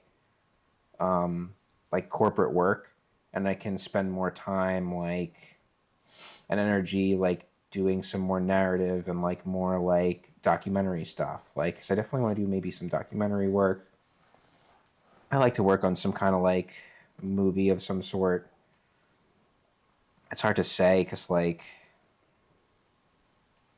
what I enjoy, like what I think I would enjoy to shoot. Like I don't want to like ruin that for myself. Like at the same time, I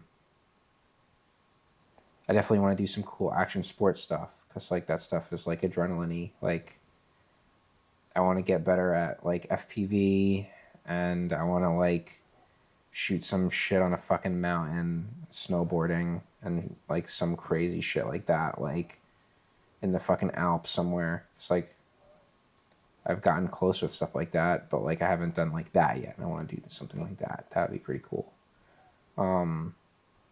So like, yeah, just like trying to keep moving and trying not to get bored, like, you know, like, and if you are getting bored, like make a switch that's like keeps it interesting, you know. Cool. That's a pretty good indicator for me, at least. I always like, I don't like jump ship and like leave everybody high and dry or anything, but like if I'm feeling like, if I'm not interested in it, then I'm doing you a disservice by being Yeah, here you're not. doing it, Yeah, you're you not know? enthusiastic. And that's the same thing like why I got out of weddings. I'm like, this is the best day of someone else's life. Like, if I'm coming in here and I'm like not happy doing it, I'm not giving my best effort, then I'm like doing them a disservice by like not being fully present and my like best self on a day where like it matters so much to someone else. So like that's where you gotta like kind of be all the time, like at the apex of that. The apex of that. Yeah. Like that. The eye of the storm, so to speak. Eye of the storm, bro. Where can we find you on socials? Don't look for me, man. Leave me alone. All right. Nah, I'm it's a fucking good question, man. I don't even know what my handle is. It's Nicholas at Photographs? Nicholas Photographs, but it's also technically Nicholas Productions. So like I don't even know like what you actually have to type. Because look, you see how it says Nicholas Productions on Yeah, here? but the it only comes username up is... at Nicholas Photographs. Yeah. At Nicholas Photographs with a CH. NICHOLAS Photographs. Website? I had one. I let the domain kill itself because I'm like, what am I doing? Paying for a domain for something that I don't even fucking push. Yeah. So blacksailproductions.com. That's what I'll be pushing. Because you know what? Honestly, like all of the stuff that like we've done as a group is the stuff that I'm the most proud of. Like all the stuff that I do for like I don't even know if I do anything for myself, which is a problem I think for myself right now that I have to overcome. Like I have to, like what's cool about working with someone like you is that like you're like new and like you have a breath of fresh air that I had when I was doing this like 5-6 years ago, and like it helps to see that like fervor again and like that just like new energy, because that makes like that reminds me that like I can do stuff for myself and like that I should like do that again for me, because like ain't no fucking way I'm gonna let you get better than me. Of course. Like so like and that's just like a competition thing. Of course, so, bro. like, Of course. like I gotta step it up in some places to keep competing with you. So like, cause you're doing fucking good. Like sometimes you be Thank you, posting bro. shit like on your A7 III of like, I don't know, you're posting some shit in this like good lighting of like the bathroom or some shit with this like dude. It was all mad shirtless shit. All Oh, that was that was with one like, Kabla. Yeah. Like, it looked good though. I'm like, oh, this shit. Like That was with the macro. Yeah. That was what yeah, with my fucking macro got broke, and then fucking. So yeah, dude. I mean, I just like fucking around. No, I know, but like it's stuff like that like, and I just don't do like that much anymore. Like, I don't know. I feel like, you know what was a mad fun like time. Like one of my favorite clients was like this group, the Diamond Law Group. Yeah. That I was telling you about these guys, right? And like they were cool because like, fuck, like this guy Rich, like really fucking had like 70 like solid scripts, like for shit, like solid scripts, all of like cool movies that I liked basically, and like intertwining that with like their law office and like trying to figure out how to like make that like an advertisement and stuff for that. It was like so cool, and like working with a small amount of time in a really small space and like trying to do these like really ambitious like movie ideas like in a day. Like we do like 3 crazy movie ideas in a day. Like fucking we shot a whole Matrix movie in a fucking day, and that shit was crazy. Like, and like that helped us like again like do that, like be able to do that run and gun filming, but like also like mimic styles of like major movies and stuff. And like that kind of stuff is like super duper fun. Like, and like I want a reason to keep on doing that stuff. And like sometimes I feel like, you know, when you get caught up in like the work, like sometimes you just want to like chill on your time off. Yeah. And like I need to like reinstill that chilling can be doing this stuff in my spare time too. So that's something that I learned from hanging out with someone like you. So of course, that's good stuff. It's cool how it all fucking comes full bro. circle. It's all creative, so it's all like you know, everyone, you know, radiates off of each other. Yeah, you know, dude. So. You have to give and take off of each other, bro. Yeah. Nah, even like being around you guys has made me more excited to work too, though. Hell so yeah. it's like a give and take, you know, it's like a trade.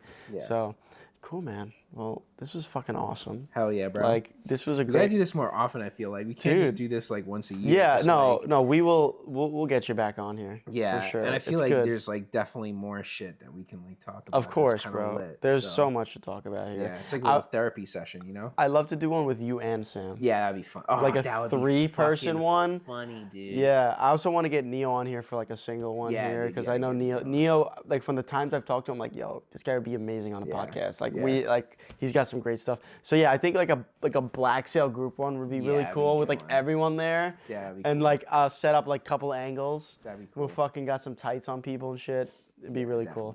So, dude, fucking awesome, bro. Hell yeah, bro. Thank you.